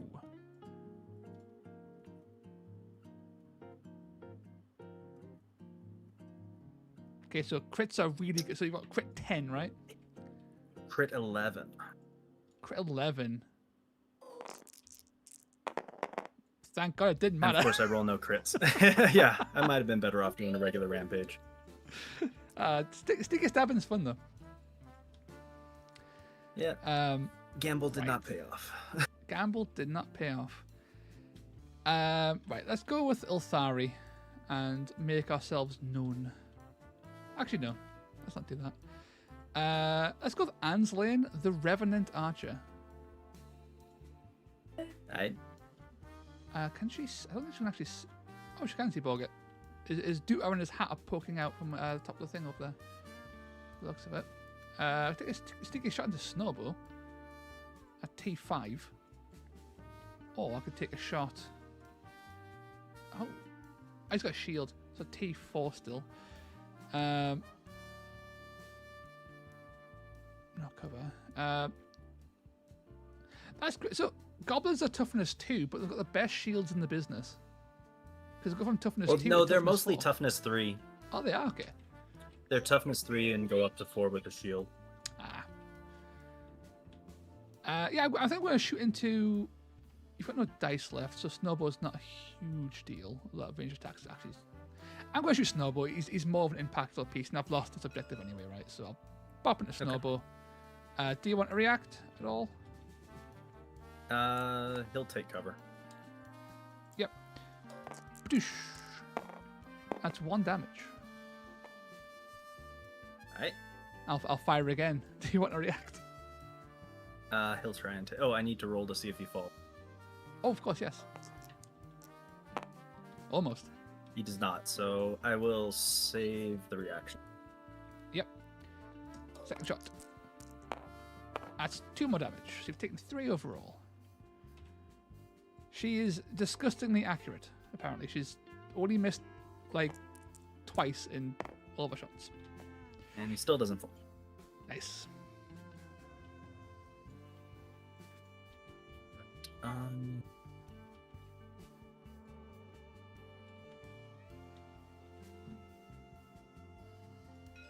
Is the upper part of this thing deadly terrain, or can you climb down it? I actually didn't think about that. I wouldn't consider it deadly. It doesn't look spiky enough to be deadly to me. Yeah, I know that some of the, like, these things are considered deadly terrain. Are they really? Interesting. Yeah. You never climb near them, so it almost never comes up because... Yeah. It basically just means you can't basically cross over them without taking damage. Interesting. But I think...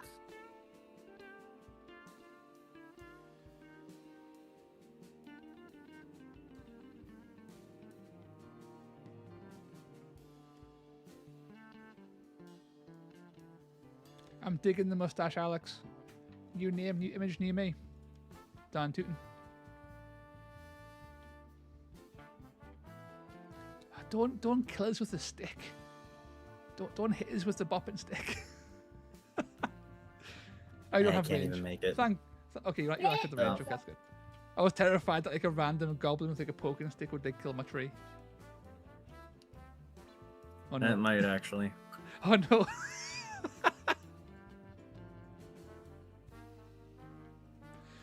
Please no. Not like this. Not by rig and sham. Yeah, he's gonna jump and stab. So let's see, 3 dice at 5. Yep. He's okay. Oh. Nothing. Whew. And also, if you jumped, you'd be taking 4 damage, right? Because of the distance. I think he had enough move. Yeah, he had enough move to climb down. It's absolutely fine then. Yeah, because he was right in the middle of the platform. He could climb down a bit and save himself. Absolutely fine. Alex, so I missed the Nattering again. So next week I have discussions. I'm looking forward to them. Joe, 12 sixes. 12 sixes on 3 dice. Right, so I believe he's actually safe now. As safe as he can possibly be. I don't think anything else can hurt him. Which means that theoretically he might be able to heal up next turn and just survive for a bit longer. So let's deal with other pressing matters, like this little bastard up here.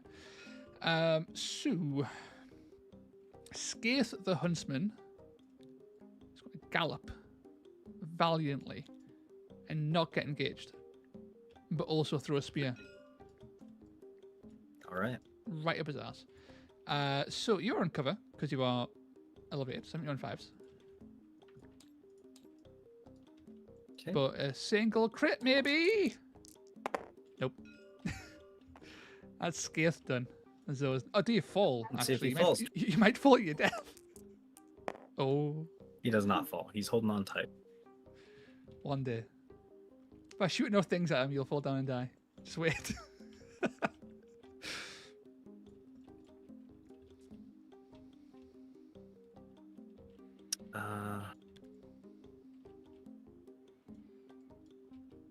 He is gonna try and climb back down the tree. Let's see. I don't think I can get where he doesn't take.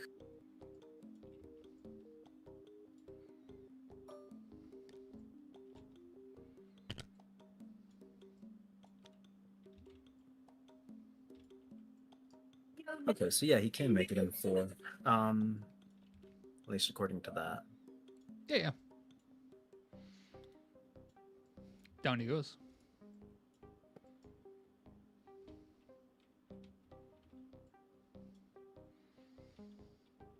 Okay. I'll go with Ilthari. Okay. I do kind of want a double shoot. It's always greedy a double shoot when I'm not on the objective, but I am a very greedy person. So I'm going to fire twice into the back of Boggle-Eye. Hit you when falls. Okay. First shot, I don't think you can react because you're not in cover. No, he's not in cover. First shot is for 3 damage. So now all I need is a hit and a crit, and I believe it'll happen. It happened. Oh my! Wow. Let's go, Ilthari. She's also blood soaked. And it's... For my third blood soaked fight, I've also the second one not actually making any benefit of having blood soaked. And he can't do Spiteful Demise because he was not in melee. No.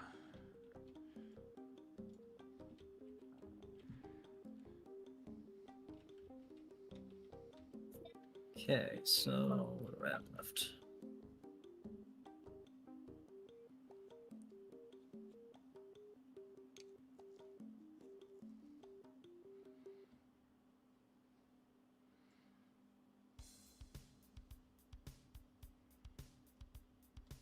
Here come the goblins.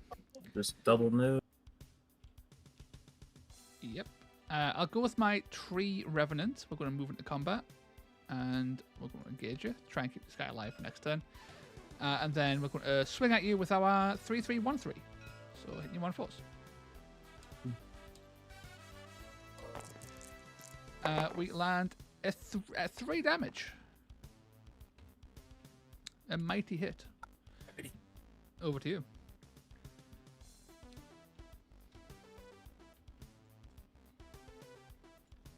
Mologa Jr. makes his way forward. This fucking Spite Revenant needs to actually like get in a place to start netting things for next turn maybe. So he's just gonna hop this low and just make a runner. Like so. Over to you. I think that's me done, actually. Yes, I'm all done now. Yeah, I'm pretty much gonna be done too.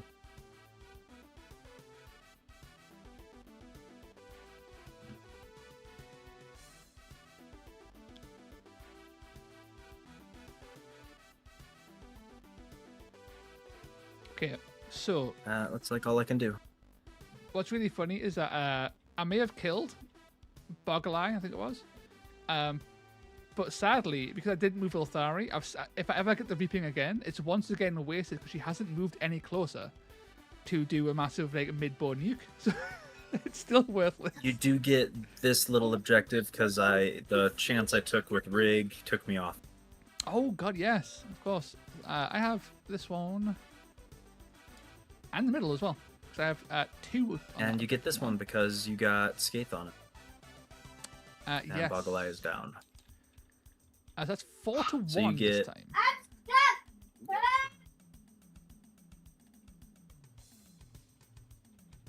And I had the initiative. That was a very swingy turn because had Moloch lived, it would have been, I think, very different for the actual going forward. But no, it's kind of spicy. One of the things that I think Molog's not too toxic is because Gitz, when he's played, especially with Gitz, they really need his buffs to survive. Yes, the mushroom buff is debuff is so powerful. But using obviously Snowball to move Mollog in a position was it's like getting the mushroom down, right? On turn 2 is the issue when you've engaged with a dangerous opponent like a Huntmaster, I guess. Yeah. I didn't actually expect. So like I know that mathematically he should kill a Mollog over 2 turns, but like in my head I'm like, well, Mollog's really scary, so I didn't actually believe it would be a thing that could happen. But evidently that wasn't the case. I have initiative though, which is kind of exciting. Yep, you do. So you can't take it unless I make it double.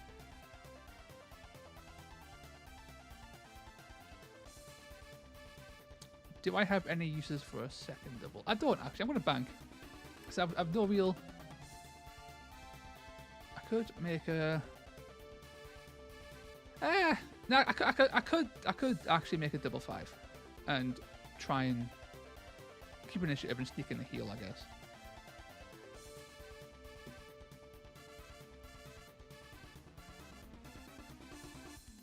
Yeah, I'll do that.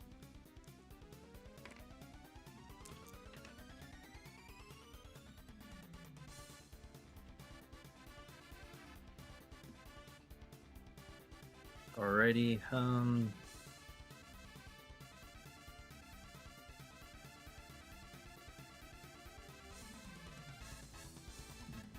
Alex said Toast's Heart of the Dice would give Yu-Gi-Oh a run for his money. I am gonna challenge you for initiative. Ooh, okay. I think you might have gotten it. Yes. And then we'll roll for the bad moon. Nothing from the bad moon. No bad moon. But I do have first go, so...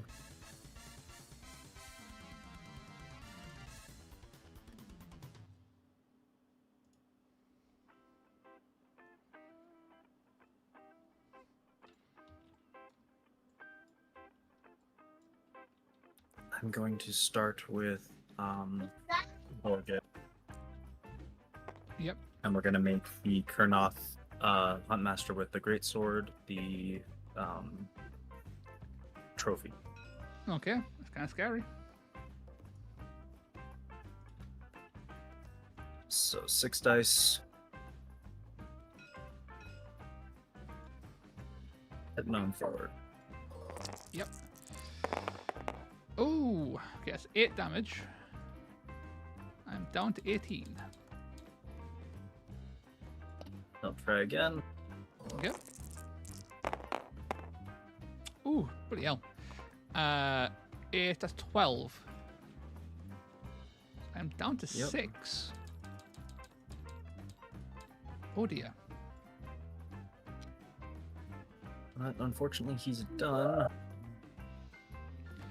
I'm going to go with the Kurnoth Huntmaster. Might be a bit risky. Yeah, I used the bone to do the trophy.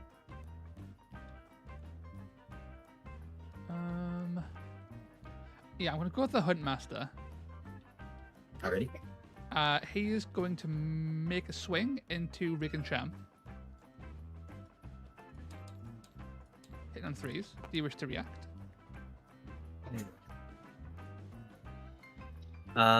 Yeah, he'll counter. We decapitate Rick Sham and take no damage. We become blood-soaked. For a second time? For a second time. We then move and engage Uglug to try and protect this guy from Uglug's wrath. And I will also use a double on heal. So I'll heal 5. Let's go with 10. Alright. And that's Huntmaster done.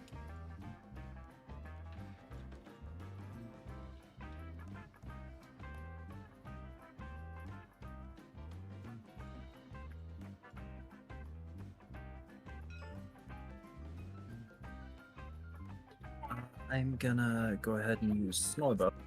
No, don't spore us. Not death by spore. And we're gonna target the Huntmaster. Okay. Or not the Huntmaster, the Hunter. Mm-hmm. Well, 4 at 5. 1-2 damage. Okay, we're okay so far. Second dude. Yep. Nothing. He has failed me. He has not surprisingly. He has Snorbow's done very well in mini games, but not this game. Yeah. Alex said, I've seen people combine the Spite Shroom with the Swamp Caller Sharon Boggy Mist. Made everyone basically unkillable. -2.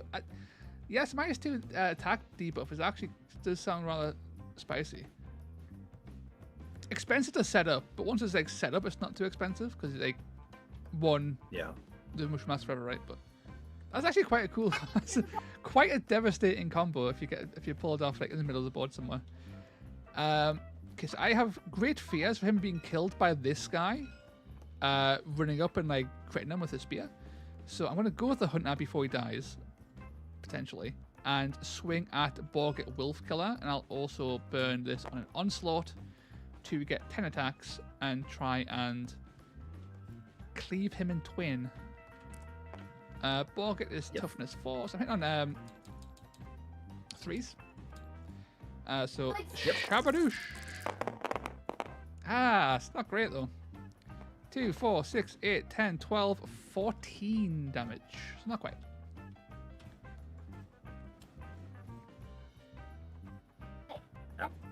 That's him done. Yeah, a triple attempt to maintain isn't too shabby.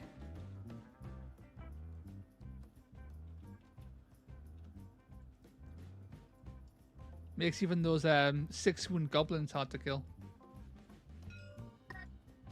Yeah, we'll try.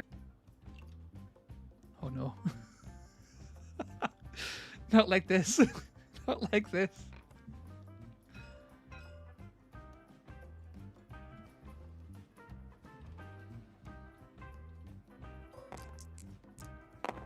Nice, fine, okay.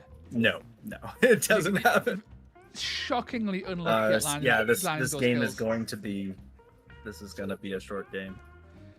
Yeah, the damage just isn't like you got massive damage on both trees, but not being able to finish them off's been devastating. Yeah, and losing although I suspect he will slowly but surely.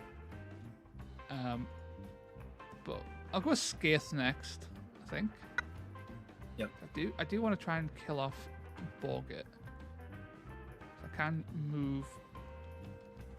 So if I go 5 to here, and then like use my last like 2.6 of rotation, I can sort of like that, rotate, and then lob a spear into Borgit. Hit you on force. You don't actually have to spin the movement to rotate, do you? If ovals you do, because ovals are weird, so no part of your base can like go further than whatever. So I think you would actually have to spend inches to rotate a little bit. I think ovals are weird. I don't like them. Because none of your base is actually further away. So rotating, your whole base is still within the circle of where you started. I guess so. So you drift into position basically. Power slide, Mario Kart style. I'm fine vibing next. I'm still on both objectives. I'm within 3 of you, and I'm going to try and get 2 hits or a crit to kill you. Skaith power, huzzah! No, Skaith has done nothing this game, but he's the dice roller has just betrayed us. Yes. Let's see what Uglug can do. He'll do he's only got I thought he had 4 attacks. He's only got 3 base. Okay. Yeah, he's gonna do backstabbing mob. So he's gonna go up to 4 dice. Ooh, okay. At strength 5. Okay. I'll do it. That's 10. Bonk.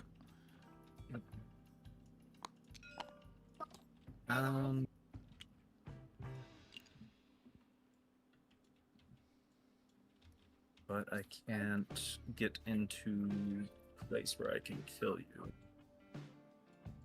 Or I mean, I can't do anything else this round.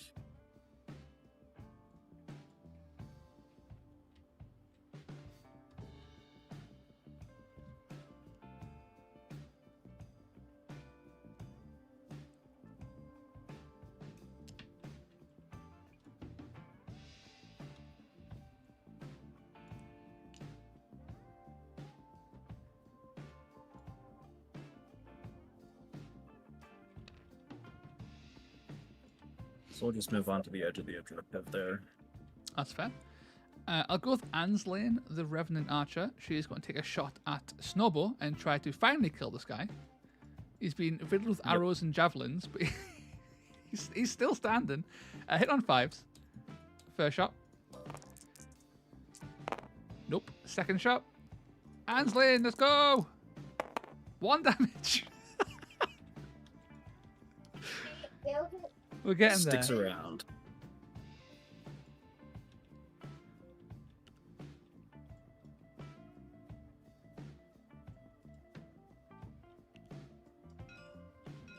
So 3 attacks at 5 up. Okay. Death by stick. Oh, death by stick. 5 damage. Down to 1. Survived with 1. Whew. Almost death by stick. Right, let's get this Revenant in. I can't actually attack you, but I can move in at least to tie you up and maybe do things next turn. So you have 5 guys on this objective. I have 3 currently. I was hoping to kill Snowbo. To maybe take it off you. So this guy's going to run down here. Hang on.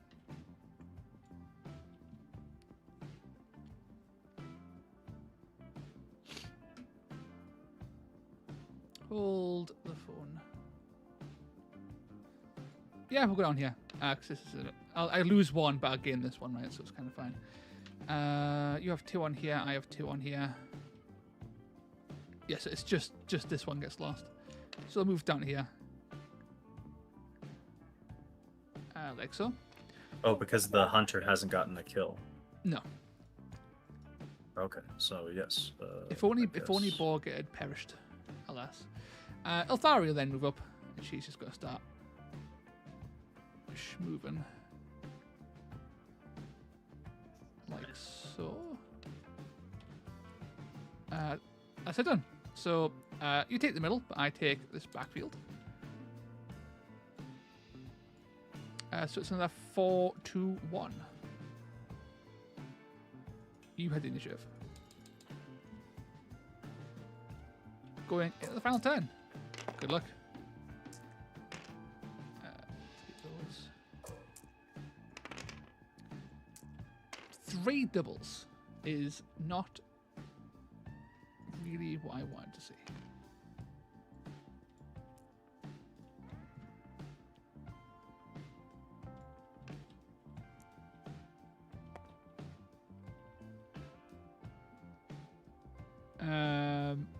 Yeah, you have initiative.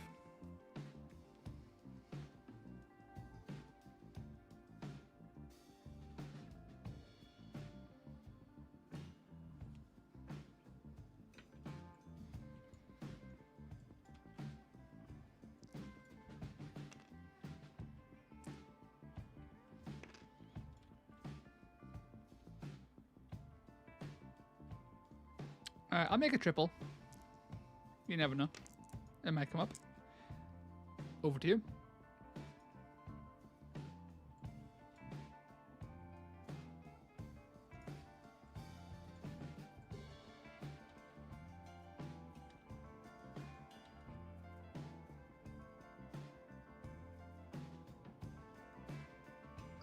One second, I got a phone call. No bother.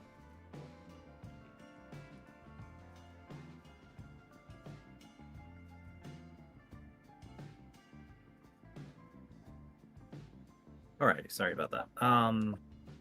So I will also make a triple, and I will use that initiative to activate Borgit. and he's going to attempt to finish off the hunters. That's fair. Are you? Oh, what are you using a ability? No, he still has +2 Oh, of because course. the From Huntmaster hasn't died. yes, So he gets 6 dice. I will use Vengeful Spites, which is reverse counter. Oh, that's a good one.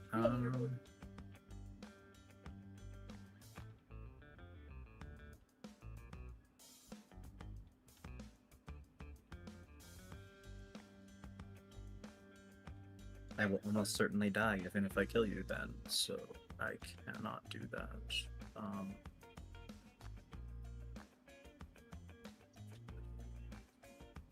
So instead,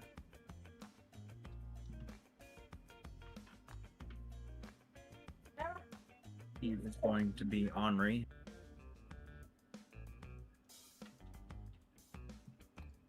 Double check.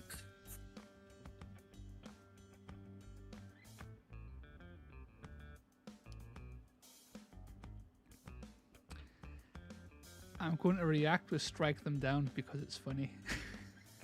Yeah, let's do it. I gotta try something, so. 4+. It hits. I need a 4 to kill you, though. Okay. Alright. Badoosh. Wow, the 6 dice damage. have They have the dice forsook do you. hate. I don't think that counts as me taking you down, so I don't get blood sucked. But I do use an action for that. So he's about to die, which is not good. So he is going to use a triple to. He can't really do anything here either. He's kind of in a shitty spot, really. I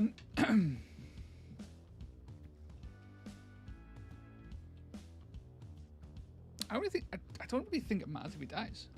He's just not. No, the game's over. He's not that important, really. I'll go with Skaith. So Skaith's going to throw a spear into Snowball. You do get cover.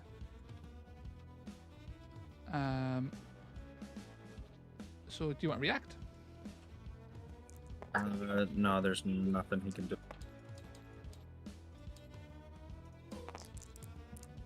Snowball finally dies. 5 damage. We now have blood soaked. We then throw another spear, this time into the stabber. Hitting on 4s this time. Yep. I will use a double here. I think he has it. He does not have it. I'm thinking of Ilthari stuff. So he's just not going to do anything. He's going to throw a spear into the spearman. Okay. 4-2. And that is Skaith done. Alright, he'll stab into.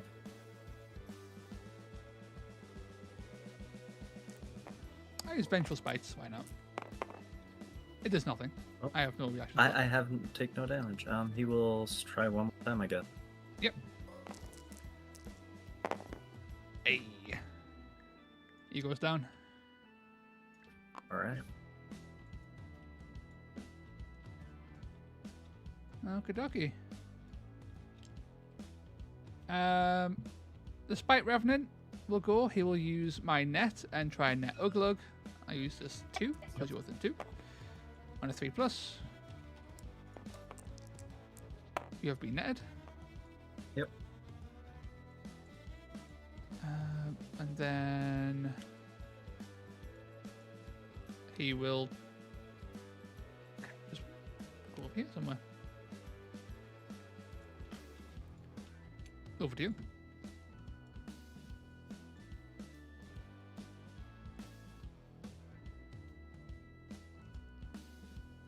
All right.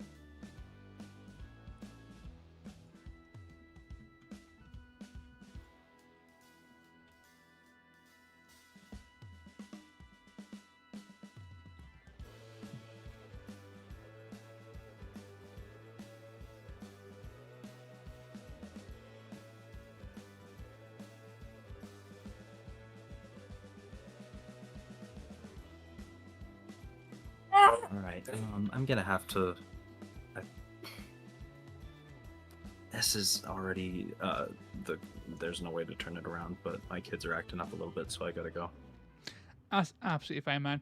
Thanks for the game. It was a great game. Thank you. I'm very sorry. No bother. Catch you in a bit.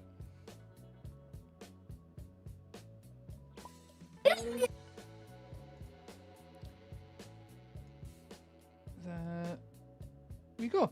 So that was the game. That was a really fun game. Ethan is now gone, but that was a fantastic game. I think that the key moment really was those two. Both trees died, but these two trees survived an annoying amount of time because dice, right? Dice kept them alive longer than they should have been alive. And by the time this tree died, it didn't really matter that he died. He wasn't actually that impactful the rest of the game because the model count was so in my favor at this point that I could take all the objectives. I didn't actually get to use my battle traits. I was intending on using it a few times, but just didn't really feel like it was the best time. So initially the plan was to have the Huntmaster over here on turn 1 and eat up all these guys, and then to get back into the battle would be to, like, on turn 2 or turn 3 to then teleport into a more relevant position. That was the initial intent of my battle trait. I was also intending potentially of teleporting Sylvaneth into a good place to throw a spear. Didn't really get around to it. And also teleporting this guy to safety to maybe go over here and hold this objective over to hit that objective on his 1 wound where he was safe. But again, it didn't really matter. There wasn't a pressing need to do that. So the trait, as good as it is, just didn't really come up. It was a lot of the fight was in the center, and my guys were largely already there due to just being relatively fast, moving 4 or moving 8 on Sylvaneth there. Anslane didn't do too great. Anslane normally does a little bit better, but she did just do reliable 1-point chip damage, got things down, helped secure some kills here and there. This is a really fun list to play against, though. Moloch is such a terrifying threat, and